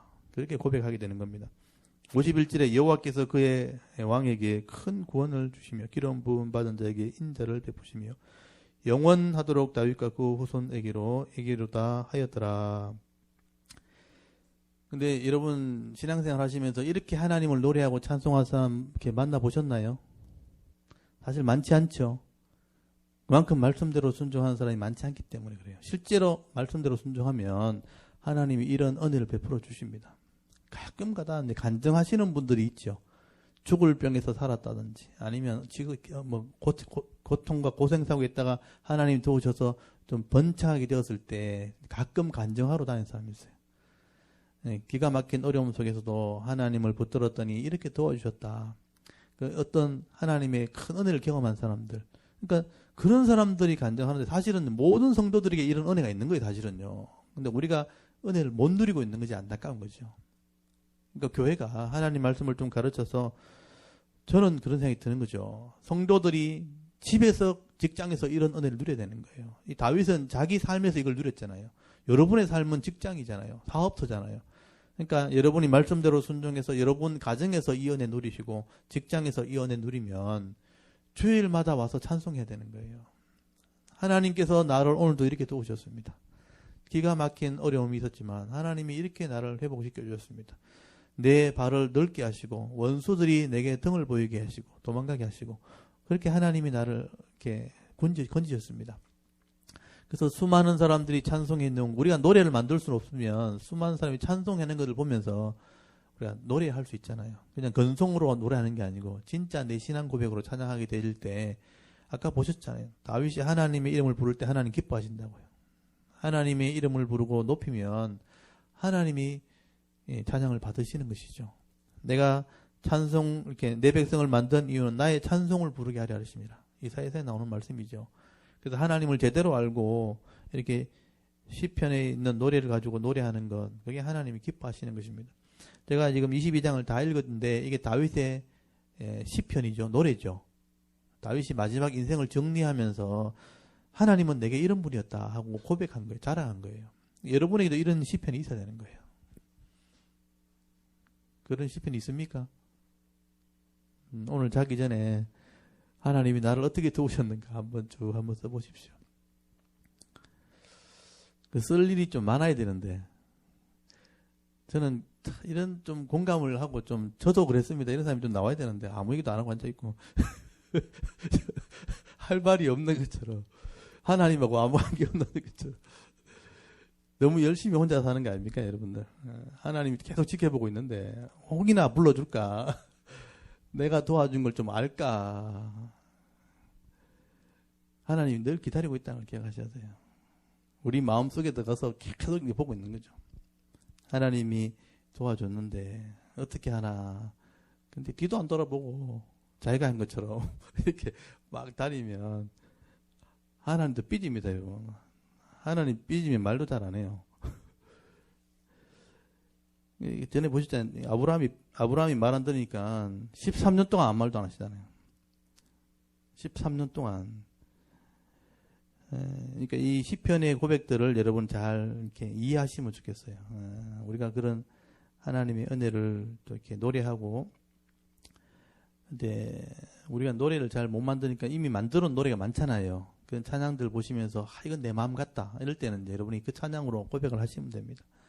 찬송가 중에도 그런 찬양이 많고 복음송 중에도 많이 있으니까 그런 찬양으로 좀 고백하면 좋겠습니다. 그래서 이 시편 18편 그리고 이 사무엘하 22장은 다윗의 노래입니다. 그리고 이제 23장이 다윗의 마지막 말이죠. 다윗의 마지막 말. 다윗의 마지막 말에는 메시아에 대한 찬양이 나옵니다. 한번 보십시오. 이건 예언적인 말씀이에요. 23장 1절에 보시면 이는 다윗의 마지막 말이라 이렇게 써놨죠. 다윗이 이제 인생의 공식적인 마지막 말입니다. 이게 마지막 말이라 이새의 아들 다윗이 말하며 높이 세워진 자, 왕이 되었잖아요. 그래서 인간적으로 높이 세워진 사람이다. 야곱의 하나님께로부터 기름 부음 받은 자다. 하나님이 구별한 사람이다. 이스라엘의 노래 잘하는 자다. 내가 시를 잘 쓴다. 이렇게 얘기하죠. 노래 잘하는 자가 말하노라. 2절 여호와의 영이 나를 통하여 말씀하시며 그의 말씀이 내 혀에 있도다. 지금 하는 말은 내 인간적인 말이 아니고 하나님의 영이 내게 주신 말이다. 이게 공식적인 말이라는 얘기죠. 3절 보십시오. 이스라엘 하나님이 말씀하시며 이스라엘의 반석이 내게 이르시기를. 하나님이 말씀을 주셨는데 사람을 공의로 다스린 자, 하나님을 경외함으로 다스리는 자여, 이렇게 얘기하죠. 보통 이렇게 읽으면 이게 자기를 얘기하는 것이라고 생각할 수 있죠. 근데 이것은 메시아를 얘기하는 겁니다. 하나님이 내게 감동을 주셨는데 공의로 사람을 다스리고 하나님이 경외함으로 다스리는 자가 있다는 거예요. 그 사람은 4절 그는 그랬잖아요. 공의로 다스리고 하나님을 경외함으로 다스리는 그 사람은 이게 메시아를 말하는 거예요. 예수님을 말하는 겁니다. 돋는 해의 아침빛 같고 탁 비치는 빛 같고 구름이 없는 아침 같고 그러니까 맑은 하늘 같고 깨끗한 같고 비 내린 뒤에 광선으로 땅에 um이 돋는 새풀 같다. 새싹 같다. 새 생명으로 살아나는 은혜가 있다. 이런 뜻이거든요. 이게 메시아의 사역이다. 이렇게 노래한 겁니다. 이 대지를 비추는 태양빛 같이 강렬한 빛을 비추시고 맑은 하늘처럼 청명하시고 비가 온 뒤에 그 물을 흠뻑 머금고 솟아나는 새싹처럼 새 생명을 일으킬 수 있는 분이 나오는데 그분이 메시아다. 이렇게 노래한 거예요. 이건 메시아의 찬양입니다. 그리고 5절 내 집이 하나님 나라를 상징하죠. 하나님 앞에 이 같지 아니하냐. 하나님이 나와 더불어 영원한 언약을 세우사 만사 모든 것에 굽이 준비하시고 견고하게 하셨으니 나의 모든 구원과 나의 모든 소원이 어찌 이루어지지 아니하랴. 그러니까 하나님이 하나님의 집을 구원하기로 계약했다. 언약했다. 이것은 반드시 이루어진다 하는 게 다윗의 마지막 말이에요. 메시아가 오셔서 새 생명을 일으키면 하나님 나라가 반드시 구원을 이루게 될 것이다 하는 마지막 말을 했다는 거예요. 그리고 6절 그러나 사악한 자, 이런 하나님의 언약을 하지 않는 악한 사람이죠. 사악한 자는 다 내버려지는 가시나무 같으니 이는 손으로 잡을 수 없습니다. 하나님을 버린 사람은 가시나무같이 될 거다. 손으로 잡기도 힘들 거다. 7절 그것들을 만지는 자가 철장과 철과 창자루를 가져야 하리니 그들이 당장에 불살하리라. 가시를 손으로 잡을 수 없으니 철과 창으로 심판하고 불태워버릴 거다. 그러니까 하나님의 나라는 다 구원받겠지만 그 구원을 거절하는 자는 가시나무같이 심판받게 될 거다 하고 마지막 말을 했다는 거죠. 이건 하나님 나라에 대한 얘기입니다. 다윗을 통해서 예수님이 오게 되시면 하나님의 나라가 이루어지게 될 것을 마지막으로 얘기했다는 것이죠. 그리고 이제 8절부터 다윗의 동력자들, 내가 이렇게 은혜를 누릴 수 있었던 것은, 왕이 될 수 있었던 것은 내가 잘나서가 아니고 이런 사람들이 나를 도와줬기 때문이다. 이게 사실은 굉장한 겁니다. 사람은 혼자 똑똑할 수 없고 혼자 다 잘날 수 없어요. 다윗이 여기 이름이 드러난 사람 몇 사람만 있죠. 그렇지만 이 23장 8절부터 우리가 이름 처음 들어보는 사람도 다윗의 밑에서 충성했던 사람이 있었다는 거예요. 여기 37명이에요. 37명의 대단한 장군들이 자기 밑에 있었어요. 여러분을 위해서 37명이 목숨 걸고 여러분 도와줄 사람 있습니까? 그래서 우리가 이제 국회의원이 못 되는 거예요. 적어도 국회의원 되려면 몇 사람 정도는 이제 목숨 걸고 지켜줄 사람이 있어야 되는 거예요. 그래서 자기를 위해서 일해주고 전문적으로 도와줄 사람이 있어야 되는 거죠. 그래야 다른 사람의 일을 도와줄 수 있는 거예요. 내 지혜와 내 똑똑함은 내 그냥 가정 그늘일 정도밖에 안 되는 게 사실은요. 그래서 여기는 다윗을 도왔던 사람들이 나옵니다. 어떤 능력 있는 사람이 있었는가? 8절 한번 보십시오. 다윗의 용사들의 이름은 이러하니라. 그래놓고 다그몬 사람이죠. 다그몬 사람 요셉 바세벳이라고 하고, 에센 사람 아디노라고 하는 자는 군 지휘관의 두목이라. 그가 단번에 800명을 쳐 죽인 사람이에요. 여러분, 다윗이 전쟁할 때 이런 사람이 다윗 옆에 있었어요. 여러분, 한 사람이 800명을 죽일 수 있었어요. 여러분은 칼 들고 나가면요, 칼 든 그 무게만도 못 견뎌요, 이걸요. 칼 싸움을 하려면 적의 칼과 마주쳐야 되는데, 이걸 이제 합이라고 해요. 이렇게 한 번 부딪힐 때마다 손이 쩡쩡 울리잖아요. 그래 울려가면서 한 사람을 죽이는 것은 생명을 다하는 일인데, 그걸 800명을 죽였다는 거예요. 이런 사람이 다윗 수하에 있어요. 이 사람이 얼마나 대단한 사람이에요. 그리고 9절에 보시면요, 그 다음 사람이 있는데, 야호와 사람 도대의 아들 엘르아살이니 다윗과 함께 한 세 용사 중에 한 사람이라. 블레셋 사람들이 싸우려고 거기에 오임에 이스라엘 사람이 물러간지라. 세 용사가 싸움을 도두고 그가 나가서 손이 피곤하여 그의 손이 칼에 붓기까지 블레셋 사람을 쳤다고 되어 있어요. 다른 사람은 다 도망가는데 이 사람은 딱 버티고 써가지고 혼자 써가지고 이런 칼이 손에 붙을 때까지 칼을 놓지 않았다는 거예요.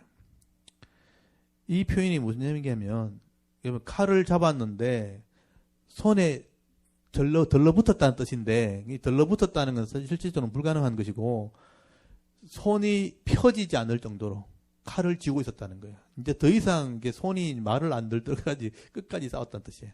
다른 사람은 다 도망가도 이 사람은 칼을 놓지 않고 끝까지 싸웠다. 그런 사람이 다윗의 수하에 있었다 말하는 거죠. 그래서 그날에 여호와께서 크게 이기게 하셨으므로 백성들은 돌아와 그 뒤를 따르며 노력할 뿐이라. 그러니까 자기 혼자 싸우고 다른 사람 또 도망갔는데 이기고 나니까 같이 와가지고 훔치는 일에만 참여했다 이렇게 얘기하죠. 그래서 혼자 그 적진에 들어가서 싸운 사람이에요. 대단한 용기죠. 그 다음에 11절에 그 다음은 하랄 사람 아게의 아들 삼마라. 블레셋 사람들이 자기 사기가 거기 녹두나무가 가득한 한쪽 밭에 모임에 백성들은 블레셋 사람 앞에 도망해서, 그러니까 녹두밭이라는 곳에 블레셋 군대가 다 이렇게 진격해 올 때 이스라엘 사람은 그거보다 다 도망간 거죠. 그 도망한 그 밭 한가운데 뛰어가가지고 혼자 싸운 사람이에요. 12절에 그는 그 밭 가운데 서서 막아 블레셋 사람을 친지라 여호와께서 큰 구원을 이루시니라. 그러니까 이런 사람 다 용감한 사람들이에요. 다 도망가는데 혼자 가가지고 싸우는 거예요. 이런 사람들이 다윗의 수하에 있었다. 용감한 사람들이죠. 그리고 13절에 보면 거기 32목 중에 세 사람이 곡식 벨 때 아둘람 굴에 내려가 다윗에게 나갔는데 때에 블레셋 사람이 한 무리가 르바임 골짜기에 진쳤더라. 그때 다윗은 산성했고 그때 블레셋 사람들 요새는 베들레헴에 있는지라 다윗이 소원하여 베들레헴 성문곁 우물에 물을 누가 내게 마시게 할까? 이 베들레헴이 다윗의 고향이고요. 자기 동네가 있는 곳이에요. 그러니까 어릴 때 마셨던 그 물이 전쟁터에 가니까 목이 마르고 생각이 난다는 거예요. 그러니까 저기 그 수하에 들어가 있으니까 내 집에 내 고향에 그 우물물 한번 먹어보면 좋겠다. 이 한마디 하니까 세 명이 목숨 걸고 간 거예요. 세 명이 목숨 걸고 뚫고 들어가가지고 피를 흘리면서 그 물을 또 왔다는 거예요. 다윗에게 물 한 모금을 주려고 목숨 걸고 가가지고 물 떠온 사람들이죠. 이런 사람이 다윗의 수하에 있었다. 다윗이 이 물을 못 마십니다.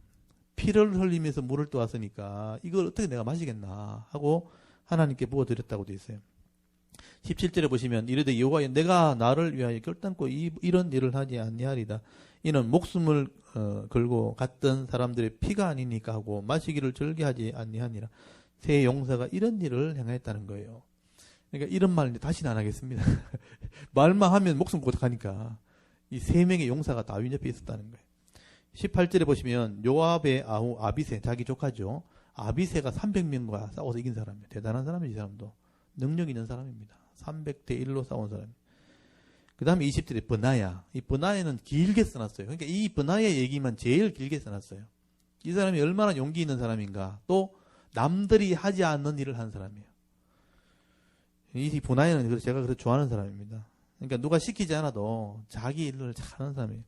20절에 또 갑스엘의 용사의 손자 요야다의 아들 버나야니 그는 용맹스러운 일을 행한 자라. 일찍 모압 아리엘의 아들 둘을 죽였고 또 눈이 올 때 구덩이에 내려가서 사자 한 마리를 죽였으며 또 장대한 애굽 사람을 죽였는데 그가 그의 손에 창이 있어도 그가 막대기를 가지고 내려가서 그 애굽 사람 손에서 창을 빼앗아 그 창으로 그를 죽였더라.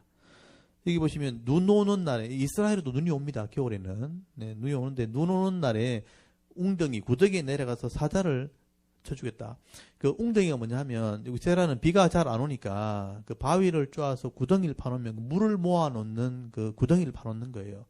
그래서 물주기를 이렇게 언덕 이렇게 경사가 진 언덕에 물주기 바위에 홈을 파가지고 물주기를 냅니다. 여러 곳에 물줄기를 내가지고 한 곳에 모으면 그 한 곳에 구덩이를 파요. 그래서 큰 구덩이를 파가지고 내려오는 물을 다 모아놓는 그 물웅덩이가 있어요. 그 물웅덩이에 겨울에 이제 메말랐을 때 사자가 거기 빠진 거예요. 여러분 웅덩이에 사자가 빠져서 못 올라오고 거기 바닥에 있으면 물을 모으는 곳이니까 빨리 건져내야 되잖아요. 죽여야 되는데. 그럼 밖에서 창을 던지고 활을 쏘면 되잖아요. 근데 이 분하에는요. 밖에서 활을 쏘지도 않고 지가 그냥 내려가는 거예요. 내려가가지고 거기서 쳐 죽여서 데리고 오는 거예요. 그러니까 이 얘기를 써놓은 이야기는 옆에서 사람들이 보고 있다가 이 사람이 얼마나 용감한지를 말하고 있는 거예요. 사자를 겁내지 않았다는 거예요. 여기 보면 구덩이에 내려가서 사자 한 마리를 쳐 죽였을 그 정도로 용감한 사람이었다. 용맹한 사람이었다는 것을 이 사건을 통해서 표현하고 있고요. 21절에는 애굽의 장대한 자를 만나도 칼 있어도 막대기 들고 나간 거죠. 이 사람이 얼마나 여유가 있고 이 칼싸움에 이 능력이 있으면 칼도 안 들고 나가요. 막대기만 들고 나가도 한 사람 정도는 제압하고 죽일 정도로 이 능력 있는 사람이에요. 그러니까 이게 제가 아무리 보지는 않았지만 이렇게 당당한 모습인 거 있잖아요. 무슨 일이 생겨도 비켜봐 이래가지고 나가는 사람 있잖아요. 그런 사람이었어요. 그러니까 누구나 보면 믿을 수 있는 사람. 이게 브나야였다는 거죠. 그래서 이 브나야가 이런 일을 할 때 사람들에게 신임을 받게 됩니다. 22절에 보면 여호야다의 아들 브나야가 이런 일을 행함으로 세 용사 중에 이름을 얻었다고 되어 있죠.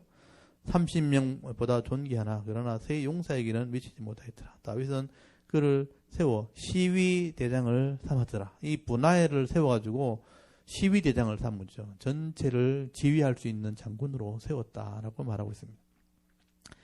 이 브나야는 성경이 잘 드러나 있지 않아요. 이름만 나오죠. 한마디만 딱 나옵니다. 나중에 보면 나오는데 이런 사람이 결국은 다윗의 수하에서 일들을 하고 있었다는 것이죠. 그리고 이제 24절부터는 이름만 나와요. 요압의 아후 아사헬, 일찍 죽었던 사람이죠. 아브넬을 쫓아가다가 죽었던 장교 중에 한 사람이죠. 그 다음에 베들레헴 도도의 아들 엘하난이 나오죠. 하롯 사람 삼훗, 그리고 하롯 사람 엘리가와 발디 사람 헬레스. 지금 이름만 쭉 나오죠. 어느 지역의 사람 누구, 어느 지역의 사람 누구. 그러니까 다윗이요, 이들이 쫓겨다녔잖아요. 이래 쫓겨다니다가 그 동네에서 관계를 맺어가지고 다윗의 군사가 되겠습니다 하고 따라왔던 사람들인 거예요. 이 동네 가서 만나고 저 동네 가서 만나고 그래서 이런 사람 와서 다윗을 다 지켜줬던 사람이 된 거죠. 여기 보면 지역이 다 달라요. 여기 27절 아나도 사람이 나오죠. 그 다음에 28절 아호아 사람, 29절에 너도바 사람, 30절에 비라돈 사람, 31절에 아르바 사람, 32절에 사알본 사람, 33절에 하랄 사람, 34절에 마가 사람의 손자 아하스베의 아들 엘리벨렛. 그러니까 이 사람은 아버지도 알고 있고 할아버지도 알고 있고. 그러니까 이 보세요. 마가 사람의 손자 아하스벨의 아들이니까 그 아버지와 할아버지 이름을 다 알고 있죠. 이 사람은 다윗이 어른 때부터 잘 알았던 사람이라는 뜻이에요. 그러니까 다윗이 이런 사람들이 다 다윗의 수하에 들어가는 거죠. 경상도에서 누구, 전라도에서 누구, 또 황해도 누구 이런 식으로 된 거죠. 이런 사람들이 탁 다윗을 따라가지고 군인이 된 사람들이죠. 35절에 갈멜 사람, 36절에 소바 사람, 나단의 아들 이갈, 이것도 아버지 이름이 나오죠. 37절 암몬 사람 셀렉과, 이 사람 이방 사람이잖아요. 스루야의 아들 요압의 무기를 잡은 자 보에롯 사람 나하레와 이델 사람 이라와 이델 사람 가렙과 헷 사람도 이방이죠. 히타이트족이죠. 헷 사람 우리야. 이 우리야는 다윗이 죽인 사람이잖아요. 가장 충성스러운 사람인데 다윗이 죽였어요. 이 사람 우리야라. 이상 총수가 37명이었더라. 이런 동네에서 대단한 사람들이 다 다윗의 수하에 들어간 거죠. 37명이 다윗의 군인이었습니다. 그러니까 다윗이 못다한 일을 이런 사람이 다 해낸 거죠. 그러니까 다윗이 장군이 될 수 있었고 나중에 왕이 될 수 있었고 다윗의 나라를 지킬 수 있었다는 거죠. 그래서 여러분 장군이 되려면요, 이런 37명 정도의 충성스러운 신하, 또 이 사람들 밑에 또 부하가 있을 거 아니에요. 이 사람 수하, 이 사람 다 장군들이니까 이 사람 밑에 수 없는 수하들이 다윗을 지지하고 도울 수 있는 사람이 있었다는 거잖아요. 우리나라도 그러죠. 장군 한 명이 나오려면 10,000명이 죽어야 된다 그러거든요. 그러니까 장군 한 사람이 되려면 많은 사람들이 그 사람과 뜻을 같이 해야 되고 마음을 같이 해야 되는 거죠. 그런 신뢰가 있어야 된다는 것입니다. 여러분의 자녀들이 아마 이런 사람이 될 수 있도록 여러분 기도하시면 좋겠죠. 믿음의 그릇이 있어야 됩니다. 그래서 다윗은 절대로 혼자 잘나서 된 게 아닙니다. 다윗이 믿음이 있었고 하나님을 의지할 때 같은 믿음을 가진 사람들이 동력을 했다는 것이죠. 그래서 하나님의 나라를 세울 수 있었다 하는 얘기를 하게 된 것입니다. 그래서 여러분 회사에 가게 되면, 직장을 가지게 되면 분명히 또 이게 책임을 맡게 되고 리더가 될 텐데, 그 리더가 되면 이런 사람과 신뢰를 할 수 있는 관계가 돼야 됩니다. 그래서 공의를 세우고 옳은 일을 할 때 다른 사람이 공감할 수 있는 사람을 만나야 되고요. 그래야 같이 일을 할 수 있는 겁니다. 그래서 돈도 벌 수 있고 사업도 할 수 있고 사람들에게 영향력을 미칠 수 있는 겁니다. 그래서 공직에 나가든 사업을 하든 장사를 해도요, 그런 사람들과 함께 관계를 맺어야 됩니다. 장사를 해도 마찬가지예요. 자기 집에 온 사람과 관계를 맺지 않으면요, 다시 안 오잖아요. 우리 집에 오면 신뢰할 수 있는 것을 얻을 수 있다고 믿어야 또 오는 거잖아요. 그래서 그런 사람이 사업을 하면 잘 되는 거죠. 그래서 이런 사람이 되도록 기도하셔야 되고, 이런 사람이 되도록 여러분이 믿음으로 바로 사셔야 됩니다. 다윗은 이런 은혜가 있었다는 것을 기록을 하고 있죠. 성도님들은 이런 걸 자세히 안 보죠. 자세히 보면요, 다윗은 이런 믿음의 사람이었다는 것을 우리가 알 수가 있습니다. 그 다음 24장에는 다윗의 마지막 사건이에요. 다윗이 이제 나이가 많이 들어서 죽기 직전에 약간 이제 판단력을 잃어버린 것이죠. 그리고 하나님께서 자기 백성을 심판하는 사건이 겹쳐져 있어요. 이걸 사람들이 오해를 많이 하는데요. 다윗이 잘못해서 백성이 죽은 게 아니고 이미 사울의 집안 사람들이 다윗을 반역을 했죠. 압살롬이 반역을 했죠. 세바가 반역을 했죠. 백성들이 다윗을 배반하고, 다윗을 배반한 것은 하나님을 배반한 거예요.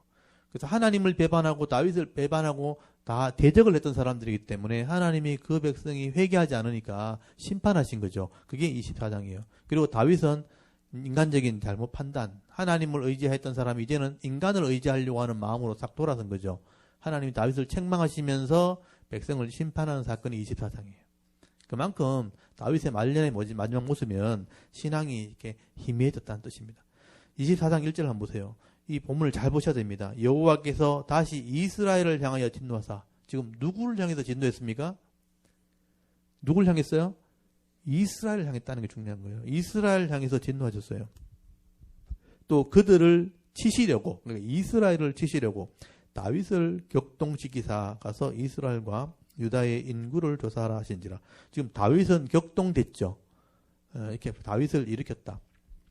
다윗이 격동된 거는 뭐냐면 사람의 숫자를 세려고 한 거예요. 여러분, 다윗이 이때까지 전쟁에 나가면서 사람 숫자 센 적 있습니까?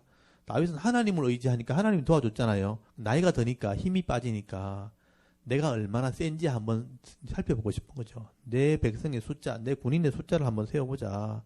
그렇게 한 거죠. 이거는 하나님을 의지하기보다는 사람을 의지하려고 했다는 표현이에요, 이게. 그래서 이게 다윗이 나중에 후회하게 되죠. 다윗의 그런 연약함도 있었고 백성은 하나님을 대적했고, 그래서 백성을 심판하려고 다윗을 통해서 숫자를 세게 하셨다라고 한 것이죠. 그래서 이제 전국적으로 다윗이 숫자를 세게 됩니다. 그래서 거기 보시면 요압에게 3절에 보시면 요압이 이거 하지 말자고 말리는데도 불구하고 빨리 세라 그래요. 빨리 세라 그래서 숫자를 세게 되는데 8절부터 보십시오. 그들 무리가 국내를 두루 돌아 9달 20날 만에 예루살렘에 이르러 9달 20일 동안 백성의 숫자를 센 거죠. 그래서 제가 이 지도를 한번 보여드릴게요. 이게 보시면 예루살렘에서부터 전국을 이렇게 돌아간 거예요. 이 돌아간 지명이 쭉 나온 거예요. 예, 그래서 거기 24장 5절 한번 보세요. 5절. 요단을 건너 갓 골짜기 가운데 성읍 아로엘 오른쪽 곳 야셀 맞은 쪽에 이르러 그랬잖아요. 여기 아로엘 여기는 아로엘 요단강을 건너서 아로엘 오른쪽을 돌아서 요렇게 갔다는 거예요. 그래서 한 바퀴 돌았다는 거예요. 한 바퀴 돌아서 다시 예루살렘으로 오니까 9달 20날이 걸린 거예요. 한 바퀴 돌아서 숫자를 센 게. 그래서 숫자를 다 세어보니까 24장 9절에 보니까 요압이 백성의 수를 왕께 보고하니 곧 이스라엘에서 칼을 빼어 담대한 자가 80만 명이요 유다 사람은 50만 명이라. 이스라엘 쪽에는 80만 명, 유다 쪽에는 50만 명. 그래서 합치면 130입니까? 80만 명, 50만 명이니까 130명 맞죠? 130만 명이죠. 엄청난 군사이죠. 이런 군사가 있었다는 걸 알게 되었다는 거죠. 그리고 나서 가만히 생각해 보니까 하나님을 의지하면 되는데 내가 왜 숫자를 셌지? 이렇게 생각하는 거예요. 그래서 이제 10절에 보시면 다윗이 백성을 조사한 후에 그 마음에 자책하고 다윗이 여호와께 아뢰되 내가 이 일을 행함으로 큰 죄를 범하였나이다.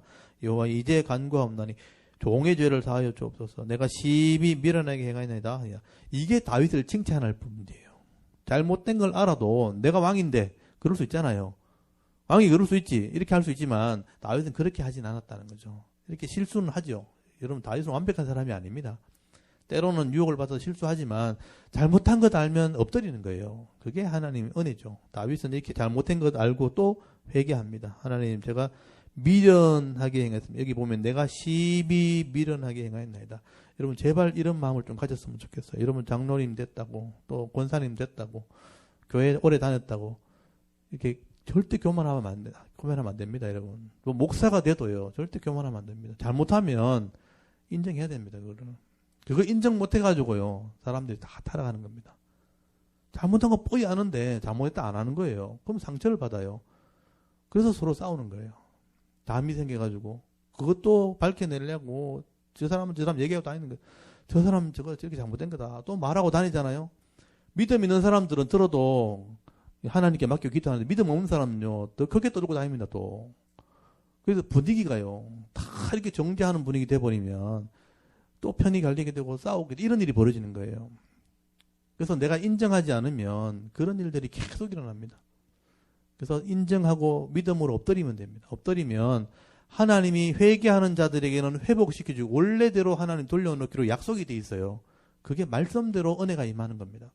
그 약속을 여러분 믿으셔야 돼요. 레위기 26장에 보면 내가 너희를 범죄할 줄 다 알고 있고 말씀 순종하는 거 다 알고 있다는 거예요. 그럴 때마다 회개하면 돌이키면 엎드리면 내가 원래대로 회복시켜 줄 것을 약속해 놨어요. 그래서 회개하고 엎드리는 믿음을 잃어버리면 안 됩니다. 자만하면 안 되고 교만하면 안 되고 직분 받았다고 이 정도는 돼 이렇게 하면 안 돼요. 여러분 직분 받아도 잘못하면 엎드려야 돼요. 목사가 돼도 엎드려야 되고 나이가 들어도 할아버지가 돼도 잘못한 건 잘못한 거예요. 엎드리면 하나님이 존경받게 하십니다. 엎드리면 높고자 하는 자는 낮아지고 또 대우받고자 하는 자는 섬기는 자가 되면 반드시 하나님께서 높여주시고 또 하나님께서 갚아주시기 때문에 그 은혜 받게 되어 있습니다. 저는 이걸 칭찬하고 싶어요. 다윗은 분명히 잘못된 걸 알았을 때 내가 미련하게 행하였나이다 이런 고백을 했단 말이에요. 그래서 이 부분을 줄을 쳐놓으세요. 10절 거기 24장 10절 끝에 종의 죄를 사하여 주옵소서 내가 심히 미련하게 행하였나이다. 이때 다윗가 70세였어요. 할아버지예요. 이런 할아버지도 잘못했을 때 하나님 제가 잘못했습니다. 제가 미련해가지고 또 이랬습니다. 라고 고백했다는 거예요. 그러니까 하나님께서 이 죄에 대한 책망을 하시면서 11절에 보시면요. 다윗이 아침에 일어나 여호와의 말씀 이 다윗의 선지자 그 선지자 갓에게 임하여 이르시되 가서 다윗에게 말하기를 여호와께서 이같이 말씀하시기를 내가 네게 세 가지를 보이노니 너를 위하여 너는 그 중에 하나를 택하라. 내가 그것을 네게 행하리라 하셨다 하라 하시니. 여러분 잘못했다 하니까 하나님이 벌 줄 때 객관식으로 이렇게 벌 주잖아요. 세 개 중에 하나 선택해라.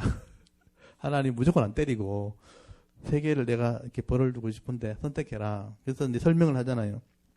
13절에 갓이 다윗에게 이르되 이르러 아르되 아리오 이르되 왕의 땅이 7년 기근이 있을 것이니까 혹은 왕의 원수에게 쫓겨 석 달 동안 그들 앞에 도망하실 것이니까 혹은 왕의 땅에 사흘 동안 전염병이 있을 것이니까 왕은 생각하여 보고 나를 보내신 이에게 무엇을 대답하게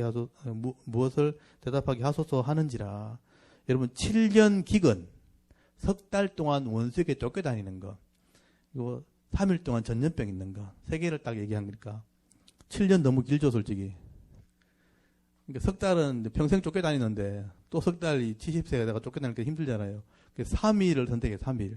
3일 동안 전염병으로 치시기를 원합니다 할 때 전염병이 일어나게 됐는데 7만 명이 죽었어요. 그래서 이거 보통 이렇게 다윗이 죄를 지어서 죽었다 이렇게 생각하죠. 그게 아니에요. 하나님이 이스라엘 백성의 범죄를 심판하신 거예요. 그래서 이 전염병을 통해서 하나님이 7만 명을 심판하신 것입니다. 이게 너무 고통스러운 거죠. 다윗이 이스라엘 백성이 범죄에서 심판을 받은 것이고, 만약에 이 백성들이 전체적으로 일어나서 회개했더라면, 다윗처럼 엎드렸다면 이런 죄를 용서받았겠죠. 근데 이스라엘 백성은 회개하지 않았어요. 그래서 7만 명이 전염병으로 죽게 되는 일이 벌어집니다. 다윗이 마음이 아프죠. 그래서 이것을 이렇게 멈춰달라고 이렇게 얘기하죠. 보십시오. 다윗이 거기 17절 다윗이 백성을 치는 천사를 보고 곧 여호와께 아리어 이르되 나는 범죄하였고 악을 행하였거니와 이 약무리는 무엇을 행하였나이까. 청하건대 주의 손으로 나와 내 아버지 집을 치소서. 나를 치십시오 하나님. 백성들 이렇게 치면 어떡합니까? 너무 많은 사람이 죽은 거예요. 그래서 그러면 7만 명이 죽었다고 나오죠. 15절 끝에 보면 나와요. 보엘세바까지. 그러니까 단에서 보엘세바, 북쪽 끝에서 남쪽 끝까지 백성이 7만 명이 죽었다고 돼 있어요. 전염병을 지금 우리가 알 수 없는 전염병으로 죽는 것처럼 그때도 전염병으로 죽은 거예요. 7만 명이 죽임을 당합니다. 다윗이 내 집을 치십시오. 왜 이렇게 하십니까? 그래서 이제 그 전염병이 멈추고 난 뒤에 18절에 이 날에 갓이 다윗에게 이르러 그에게 아뢰되 올라가서 여부수 사람 아리우나의 타작마당에서 여호와를 위해 제단을 쌓으소서. 예배를 드리라는 거죠. 다윗이 여호와께 명하신데 명하신 바 갓의 말대로 올라가니라.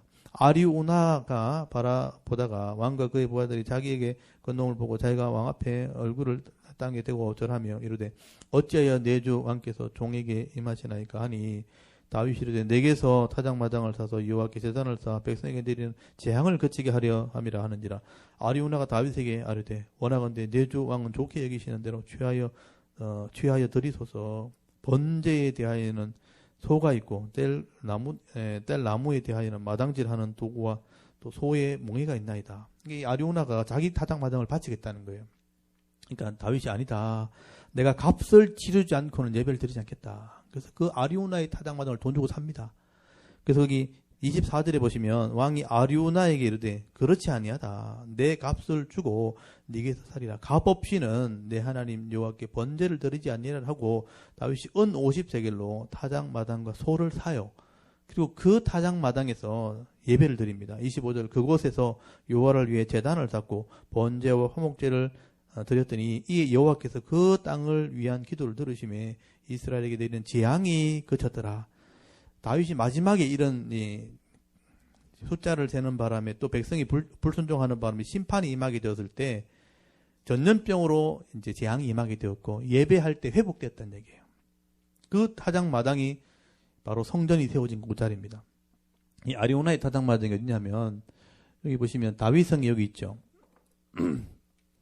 여기 다윗성이 이렇게 보니까 여러분 지명을 잘 모르시겠죠. 여기 보면 요게 그 돔 지금 이제 그 회교 성전이 서 있는 곳이고요. 이게 이제 성벽이고 새로 생긴 성벽이죠. 지금은 요 밑에가 다윗성이에요. 원래는 여기 다윗성이 여기 있었어요. 근데 요 위에 성전이 서 있는 자리가 아리우나의 타작마당이에요. 요 성전 자리를 돈 주고 샀다는 거예요. 여기 이제 기도론 골짜기고 여기 감람산이고 여기는 시온산, 여기는 성전산 이렇게 돼 있어요. 그래서 이 타작마당을 사서 여기다가 이제 예배를 드리게 되죠. 번제, 헌신하는 예배를 드리게 되었을 때 하나님이 이 백성을 용서하셨다라고 다윗의 마지막 은혜죠. 이게 값주고 산 땅이에요. 그래서 이 땅에 성전이 지어졌고 솔로몬이 성전을 짓죠. 이것이 예수님이 죄값을 치르는 곳이 된 거예요. 이곳이 원래 에덴 동산이었고 아브라함이 자기 아들 이삭을 바쳤던 곳이고 다윗이 돈 주고 산 아리오나의 타작마당이고 성전이 세워진 곳이고 예수님이 핏값으로 자기 백성을 산 곳이에요. 값 없이는 예배드리지 않는 곳이다. 그렇게 말한 거죠. 그래서 이 곳이 이런 의미가 있다는 걸 여러분 아셔야 돼요. 이게 타작마당이죠. 옛날에 타작마당. 이게 땅 중의 땅 예루살렘. 그래서 예루살렘의 의미가 있는 것이죠. 값을 지불하는 곳입니다. 값을 지불하는 곳. 죄값을 지불하는 곳. 그래서 예수님이 여기 오셔서 자기의 피값, 피가 생명을 살 수 있는 권한이 있다고 레위기 17장에 법으로 써놨어요. 피만이 생명을 값을 지불할 수 있어요. 그래서 예수의 피로 우리의 죄값을 지불하고 내 백성을 산 것이죠. 그래서 이 역사와 이 말씀과 예수님의 이 실제로 십자가에 죽으셨던 그 사건을 믿는 사람은 우리 죄값이 지불되기 때문에 용서를 받을 수 있는, 그래서 법률적으로, 법적으로 우리는 의인이 될 수 있는 약속을 주신 거죠. 그래서 이 역사를 통해서 우리가 이걸 믿게 되는 겁니다. 다윗이 이 값을 지불하는 예배 장소를 돈 주고 샀다 하는 것이 성경에 기록되어 있죠. 그래서 이 장소가 그렇게 중요한 것입니다. 아리오나의 타작마당. 다윗은 이렇게 마지막 은혜를 이렇게 경험하고 난 뒤에 열왕기상에 가면 나이 많아 늙었다고 돼 있고 이제는 이제 마지막 반역이 일어나게 된 일들을 경험하게 되는 것입니다. 자, 이까지가 사무엘 하서 이야기예요. 사무엘 하서는 다윗이 왕이 되는 과정과 왕이 돼서 이제 무너지게 되는 과정을 다 기록해 놨어요. 그래서 여러분 이게 시간이 좀 걸리면서 사무엘 하서를 다 봤지만 다윗은 완벽한 사람은 절대 아니었어요. 늘 넘어지고 실수하고 이렇게 범죄하기도 하고 나중에는 부하들에게 반역을 당하고 자기 아들에게도 반역을 당하고 자기 밑에서는 칼싸움이 벌어지고 서로 살인이 벌어지는 그런 어려움들을 다 경험하지만 마지막 모습 보셨잖아요. 늘 하나님께 엎드리는 그런 이 모습이 있었기 때문에 하나님이 다윗을 귀하게 쓰셨다는 것입니다. 그래서 우리도 믿음이 있다고 하지만 사실은 이제 말씀을 잘 모를 때는 연약할 수밖에 없잖아요. 그러니까 이 겸손함을 잊어버리지 말았으면 좋겠어요. 늘 연약하다는 것을 인정하고 엎드릴 때 그나마 회복하시고 도와주셔서 끝까지 달려갈 수 있는 겁니다. 생명의 사명 잘 감당하려면 이런 하나님의 은혜를 알고 있는 사람이 되어야 되는 거죠. 그래서 이 다윗의 모습을 통해서 그걸 마지막으로 좀 배웠으면 좋겠습니다. 그리고 열왕기 상서를 이제 우리가 배우게 되는데 지금 시간이 이제 많지 않아서 열왕기 상서는 말 그대로 열왕들의 이야기죠. 열왕기 상서가 상하로 이루어졌잖아요. 열왕기 상서는 솔로몬에 대한 이야기예요. 솔로몬이 어떻게 왕이 되었는가, 그리고 솔로몬이 왕이 어떻게 무너지게 되었는가. 사무엘 하서도 11장까지 다윗이 왕이 되는 얘기고 12장부터는 다윗이 무너지는 얘기예요. 열왕기 상서도 11장까지는 솔로몬이 왕이 되는 얘기고 12장부터는 솔로몬이 무너지는 얘기예요. 솔로몬이 우상을 섬기면서 무너지는 얘기가 12장부터 나옵니다. 그래서 11장부터까지는 솔로몬이 왕이 되어는 과정들을 설명을 하게 됩니다. 그래서 그 얘기가 이제 왕들에게 나오고요. 솔로몬 이후에는 나라가 둘로 나눠지기 때문에 북왕조와 남왕조 얘기가 나와요. 그래서 좀 복잡해지는 거죠. 그래서 북왕조의 19명의 왕이 나오고 남왕조의 20명의 왕이 나오거든요. 근데 그게 이 남북의 왕이 서로 섞이면서 막 나온단 말이에요. 남쪽에 얘기했다가 북쪽에 얘기했다가. 근데 이름도 똑같은 사람도 있고. 근데 모르고 읽으면요, 진짜 헷갈리고 어려운 거예요. 그래서 왕들의 이름을 제가 미리 정리해서 이렇게 외워야 된다는 것은 적어도 사람은 알고 있어야 성경을 읽을 때 이게 안 헷갈리고 읽을 수 있는 거예요. 그래서 이제 아까 족보 있잖아요. 그 왕들을 좀 정리하셔서 잘 기억을 하시고요. 그 다음에 열왕기사를 읽으면 이 성경 중에 제일 복잡한 부분이 열왕기상하서거든요. 아마 모르긴 해도 목사님들도 이걸 잘 정리를 못해요. 왜냐하면 워낙 사람이 많이 나오고 지명이 막 섞여 나오기 때문에. 성도님들은 뭐 진짜 쉽지 않죠. 그렇지만 이름을 다 정리하고 나면 이렇게 쉽게 보입니다. 그 사람이 보이고 왕들의 정치가 보이고 왕들의 그 마음들이 보이기 시작하면 오늘 이 시대가 다 보여요. 이게 이 시대를 보는 눈이에요. 그 당시에 사람들의 이 정치와 믿음이 보이기 시작하면 오늘 이 시대가 보인다니까요. 이 시대 대통령이 하는 것과 저 대통령이 밑에 수와 있는 사람들과 또 이렇게 교회 안에 사람들의 마음들이 다 보인다고요. 그러면 이제 함부로 살지 않는 거죠. 내가 하나님 편에 서야 되는데 이게 인간적인 편에 서면 안 되는데 이런 고민을 하게 되고 그런 고민 속에 믿음으로 선택하게 되면 다윗처럼 은혜를 받게 되는 거예요. 내가 여호와의 율례와 법들을 버리지 않았다는 거예요. 네 말씀을 순종하려고 내 마음에 두었다고 이렇게 고백하면 하나님이 내게 은혜를 베풀어 주시는 거죠. 그 은혜 누리면서 살아가면 되는 거죠. 그게 이제 이 역사서를 통해서 배우게 되는 하나의 교훈이 되는 것입니다. 일단 뭐 오늘 더 진도 나가면 시간이 많지 않기 때문에 1장만 제가 좀 정리하면 1장에는 다윗이 나이가 많았다는 얘기가 나와요. 1장 열왕기상 1장을 한번 보세요. 다윗 왕이 나이 많아 늙으니 이불을 덮어도 따뜻하지 아니한지라. 여기 이제 70살이 됐거든요. 그러니까 이불이 있어도 몸이 따뜻하지 않다는 게 이해가 안 되죠. 근데 이해가 되는 나이가 되면 알 수 있어요. 이제 저도 점점 가까워지고 있어요. 날이 서늘해지면 막 굉장히 힘들어지고 그렇게 분명히 이불을 덮었는데 다리가 시리고 왜 나이가 된다고요. 이 몸이 이제 피가 이제 식어가는 거죠. 이게 70살이 되었을 때 2절에 보시면 이 신하들이 안타까우니까 젊은 처자, 뜨거운 피가 있는 여자를 붙여준다고요. 그러면 왕이 좀 따뜻해지려나 이렇게 가지고 젊은 처녀라고 나오죠. 뜨거운 피가 있는 젊은 여자를 붙여주는데 3절 중간에 보시면 아비삭이라는 여자가 나와요. 이 사람의 이름은 알고 있어야 돼요. 왜냐하면 뒤에 또 나오니까 아비삭이라는 처녀를 왕을 돕도록 이렇게 붙여준다고요. 근데 이 4절에 보시면 이 처녀는 심히 아름다워 그가 왕을 받들어 시중 들었으나 왕이 잠자리는 같이 하지 아니하였더라.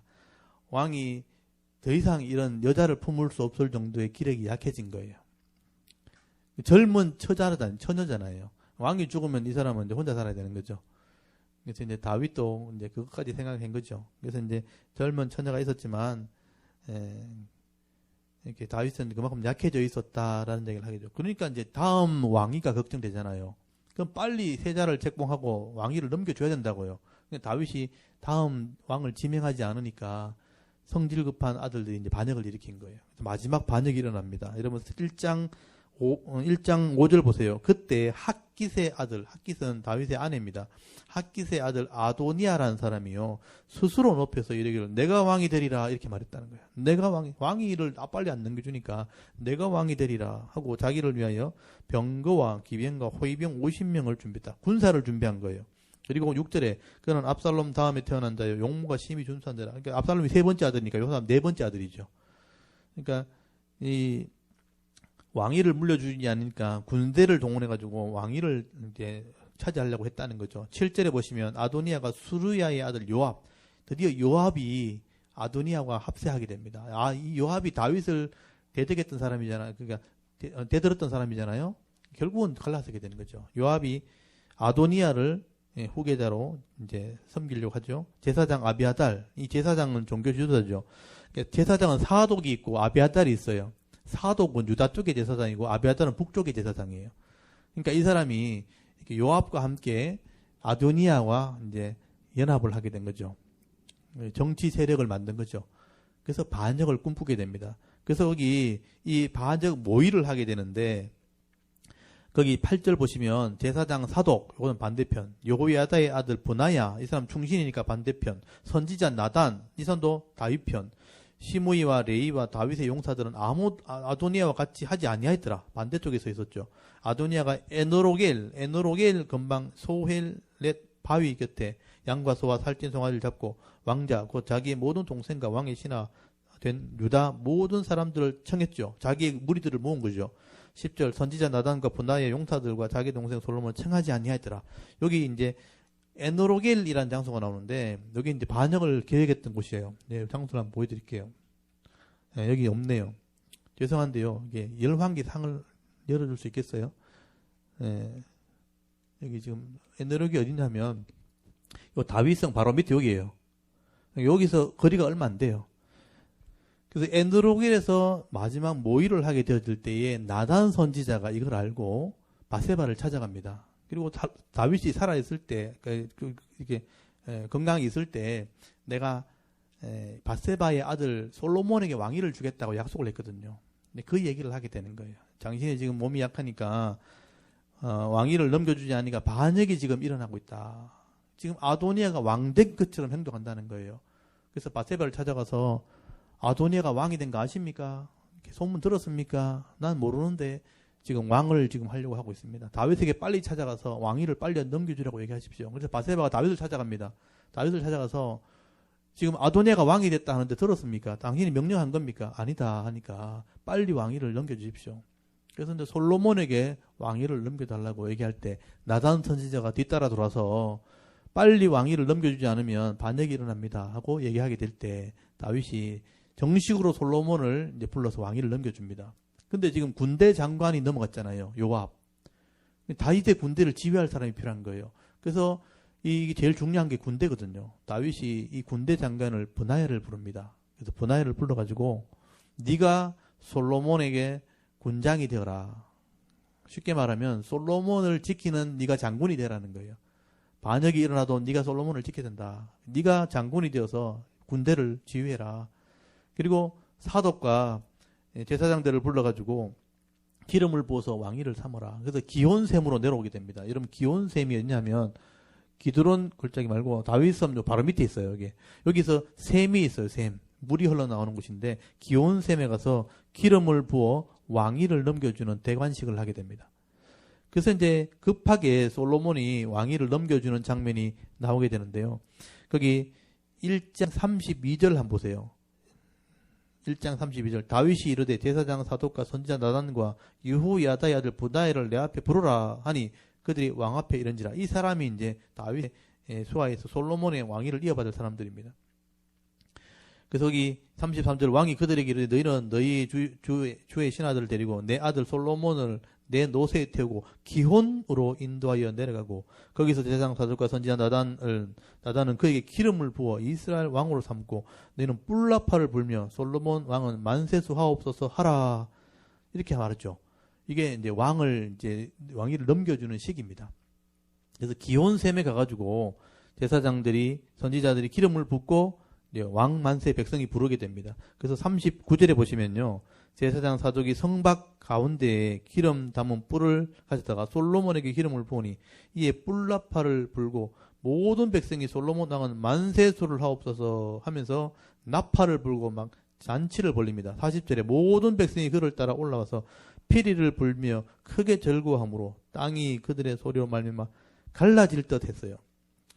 그리고 41절에 아도니아와 그와 함께한 손님들이 먹기를 마칠 때에 다 들은지라 그랬죠. 요압이 뿔나팔 소리를 듣고 이럴 때 어찌하여 성읍 중에 소리가 요란하냐. 그러니까 아까 에너록이라는 곳은 이 다윗성 바로 밑에 있거든요. 그러니까 여기서 나팔을 불고 막 난리를 치니까 다 들리는 거예요. 무슨 일이냐 하니까 다윗이 왕위를 넘겨줬습니다. 솔로몬이 왕이 되었습니다. 하는 얘기를 한 거예요. 정식으로 왕위를 넘겨준 거예요. 자기들이 지금 왕하려고 반역을 꿈꾸고 있는데, 이거 역모를 도모하고 있는데, 그게 들통이 나면 다 죽거든요. 그래서 급하게 이 사람들이 도망을 갑니다. 다 흩어져, 아무 일 없었다는 듯이. 그래서 흩어지는 일들이 일어나게 되죠. 그래서 여러분 49절 한번 보십시오. 아도니아와 함께한 손님들이 다 놀라 일어나 각기 갈 길로 간지라. 여기 갈 길로 갔다고 돼 있죠. 아도니아는 솔로몬을 두려워하여 일어나 가서 제단불을 잡았다. 성전에 들어간 거예요. 성전에 들어가서 그 당시에는 이제 성전이 없었지만 장막에 들어가죠. 제단, 번제, 짐승을 태우는 그 제단에 뿔이 있어요. 4개 뿔. 그 뿔을 잡는 것은 하나님의 도우심을 구했다는 뜻이거든요. 그래서 이제 겁이 나서 도망가고 다른 사람은 다 흩어져 버렸다. 그래서 이제 역적 모의는 끝나버렸고 솔로몬이 왕위를 이어받은 거예요. 그래서 이제 2장에 넘어가면 다윗이 마지막 이제 운명을 다하고 죽음을 맞이하게 됩니다. 그때 유언을 하면서 솔로몬에게 마지막 유언을 하고 다윗은 죽습니다. 그래서 2장이 다윗의 죽음이죠. 예, 죽으면서 솔로몬이 왕위가 넘어가는데 3장부터 이제 솔로몬의 정치가 나오기 시작한 거예요. 그래서 솔로몬이 이런 식으로 급하게 왕위를 이어받았기 때문에 훈련도 없이 준비도 없이 왕이 된 사람이에요. 그러니까 하나님을 의지할 수밖에 없죠. 그래서 이제 1천 번제를 들으면서 하나님께 기도한 겁니다. 하나님 좀 도와주십시오. 그때 하나님이 이 솔로몬의 겸손함을 보고 지혜를 주셔서 그나마 나라를 다스리게 됐거든요. 그래서 이제 왕위를 이어받아서 왕이 되는 사건이 이제 3장부터 나오게 된 거예요. 솔로몬은 어떻게 왕이 되었는가, 또 어떤 정치를 했는가, 제가 다음 시간에 오면 또 말씀을 나누도록 하겠습니다. 오늘은 다윗의 마지막 모습이었습니다. 마지막 모습.